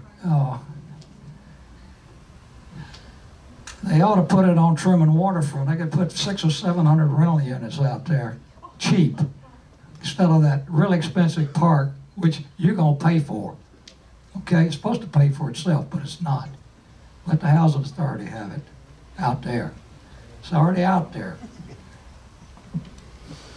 All right, I'd just like to clear up a few things. I didn't say take a bond out to buy property. I said there's money in the Housing Land Authority, $7 million there, about $900,000 every year. What we do is we pick a piece of property that would be affordable housing, could be used for that, and then we recommend that to the Housing Authority to purchase. I said I think the citizens would support a bond to build their own affordable housing, purchase a property, because when you go with the private sector, they go with a different formula to charge them that. And there's $1,900 a month rent that falls in the formula. All right, but the Housing Authority, some people, they only charge $100 a month. They only charge 30% of what they make. We have more control over that. That's what I meant like that. And as far as having ideas and throwing them out there, I think that's our job. That's having a vision, looking at different ideas. Are they all going to work? No.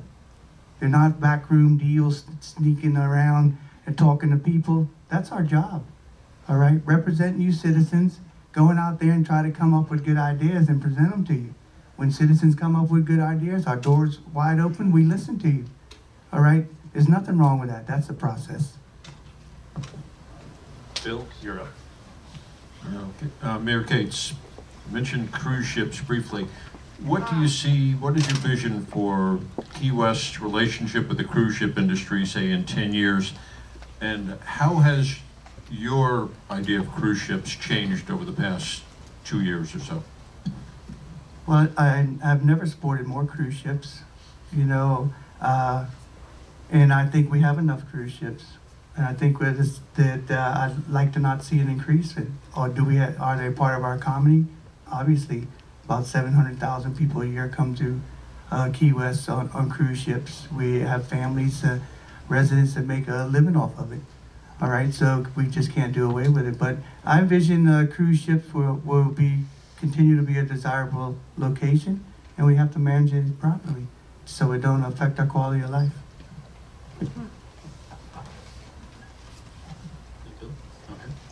John?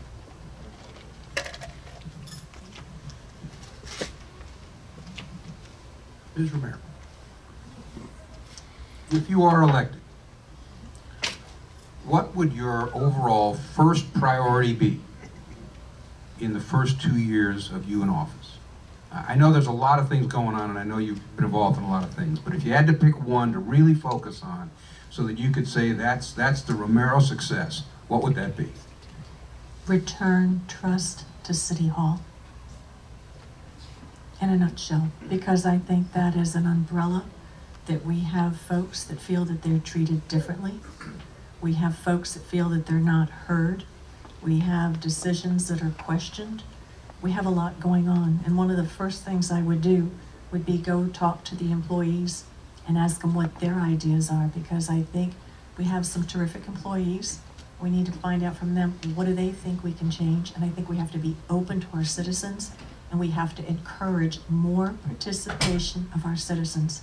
I know there are a number of people who have moved here in the last 2, 3, 5, and 10 years, and a lot of them say they don't feel like they've got a voice. I would like to see people who've been through our ambassador program get more involved. I want to see more of our young people get involved. I want to see candid conversations coming from city government, not part of the information, but all of the information, who's behind it, who's approved it, and what is the business case. I truly want to use my business background of working with, and sometimes some very big egos I had to work with, to get us to focus on what are the problems, what are the action plans, and let's do it cost effectively. But we want to make sure more people are heard, and I want to make sure some of our younger people and our people who are not involved right now get more involved, because by getting more people involved, we'll have more brainstorming, and I think we'll come up with better and more workable solutions. Thank you, but I was really talking, I'm not sure how you measure people being happier with the government. I guess I was looking for more of an answer on something tangibly that could be measured, you know, within the 2 years that you're there.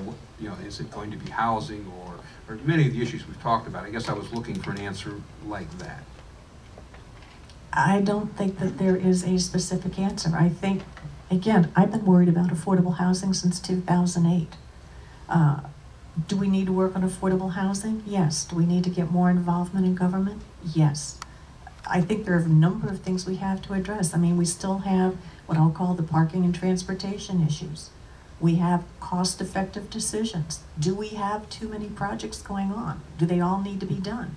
I think we need to look at things cost-effectively and make sure that we're making the right decisions for the right reasons. So I guess I would hope that if I'm elected mayor, people will say, hey, we at least know everything that's going on. We've got the facts. If we have to take stuff to the people, we bring it to the people. We get them involved. And so, yes, cost-effective decisions and getting some of these projects taken care of. You follow up, John, or you want the other candidates? Or No, I think I asked my follow-up. Okay, that's fine. Paul. 120 projects. Did we ever say no to anything here? That was rhetorical. Yes. Yeah, I guess I'll ask Sloan a question. I haven't asked him anything. There seems to have been lately, more so than in recent past, controversy about cutting down trees in town. The city cut several trees down by the new city hall, supposedly for the view of the building. The city has cut down trees around parks with some outcry of the public. Don't forget that. But the cemetery, someone said, that was a mistake, I believe.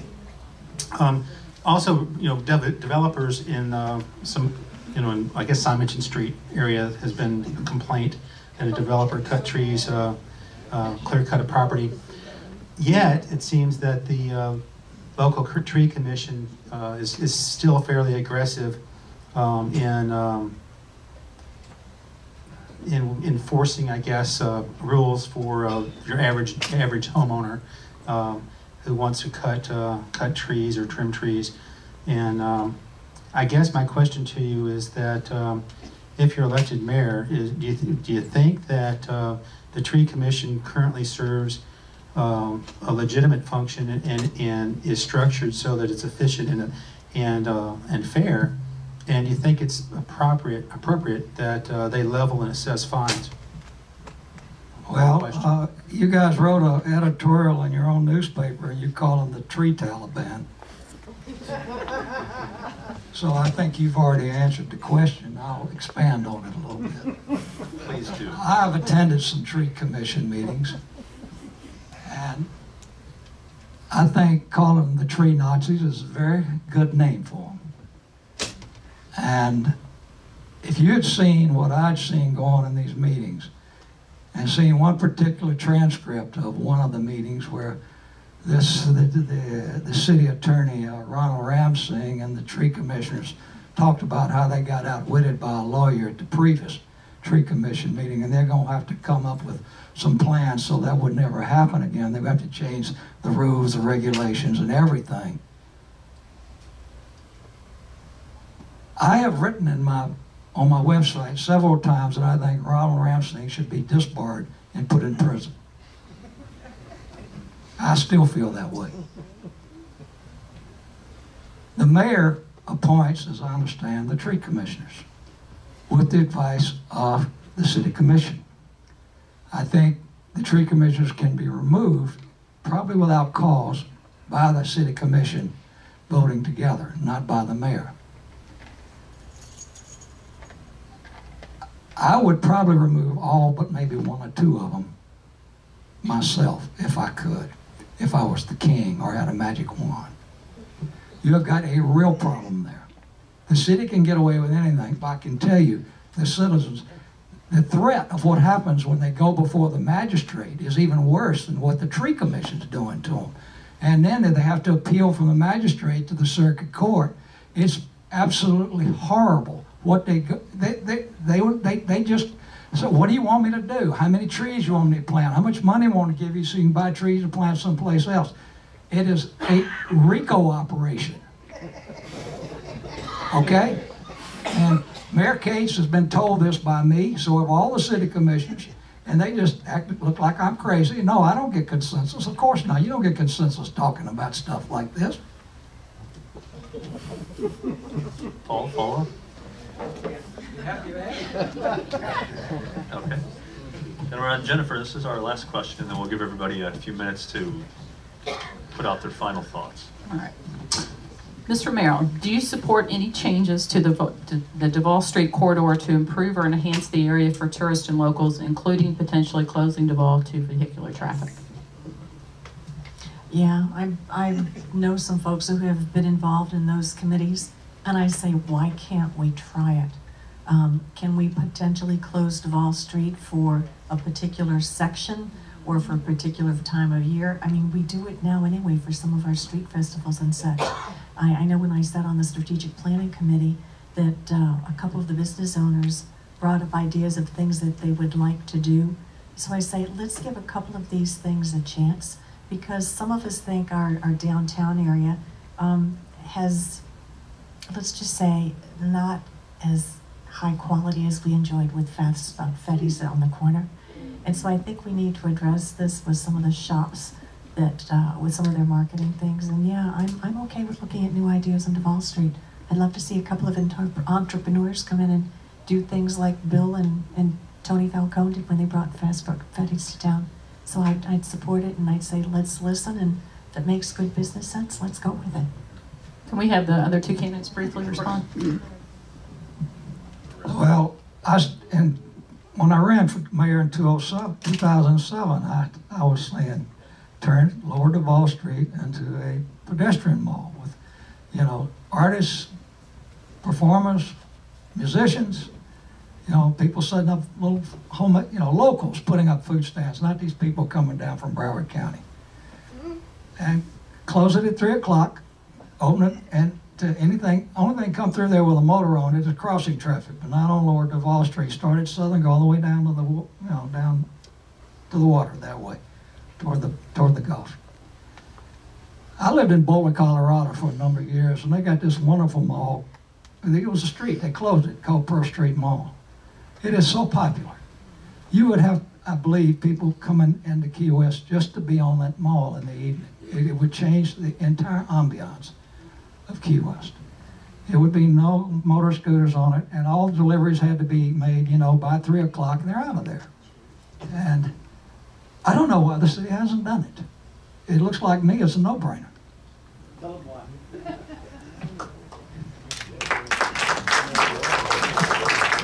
I said this in 2009 too, when I ran from there. Right here I said it. Well, you know, it's easy to say I want to close that street and change what Duval Street looks like there, but there's businesses there that depend on a certain amount of traffic. We tried to close it, 2-block area there, or 1-block area in front of Fast Food Freddy's. Met with Tony Falcone, Kevin Boucher, different businesses in that area had a great idea, close it.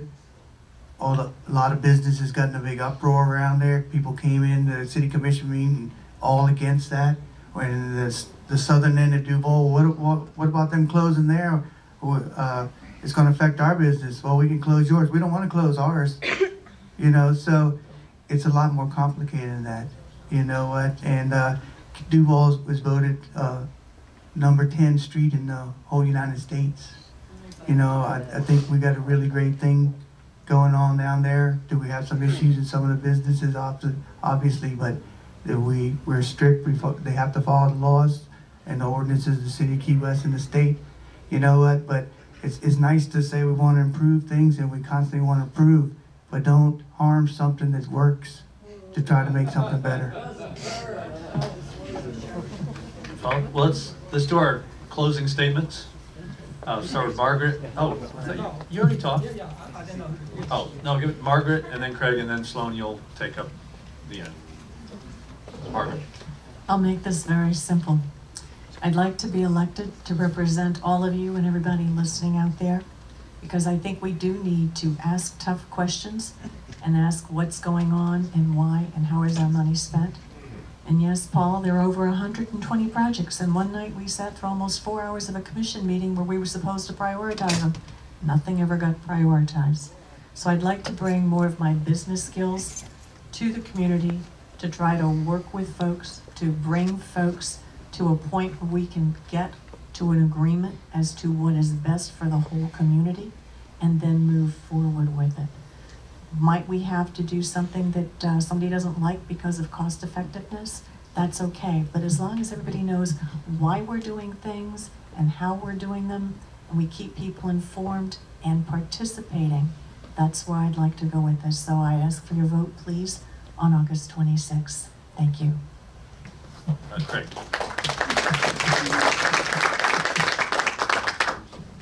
Yeah, I ask for your support to continue to keep Key West moving in the positive direction. Last 5 years since you elected me mayor, I've worked very hard to keep your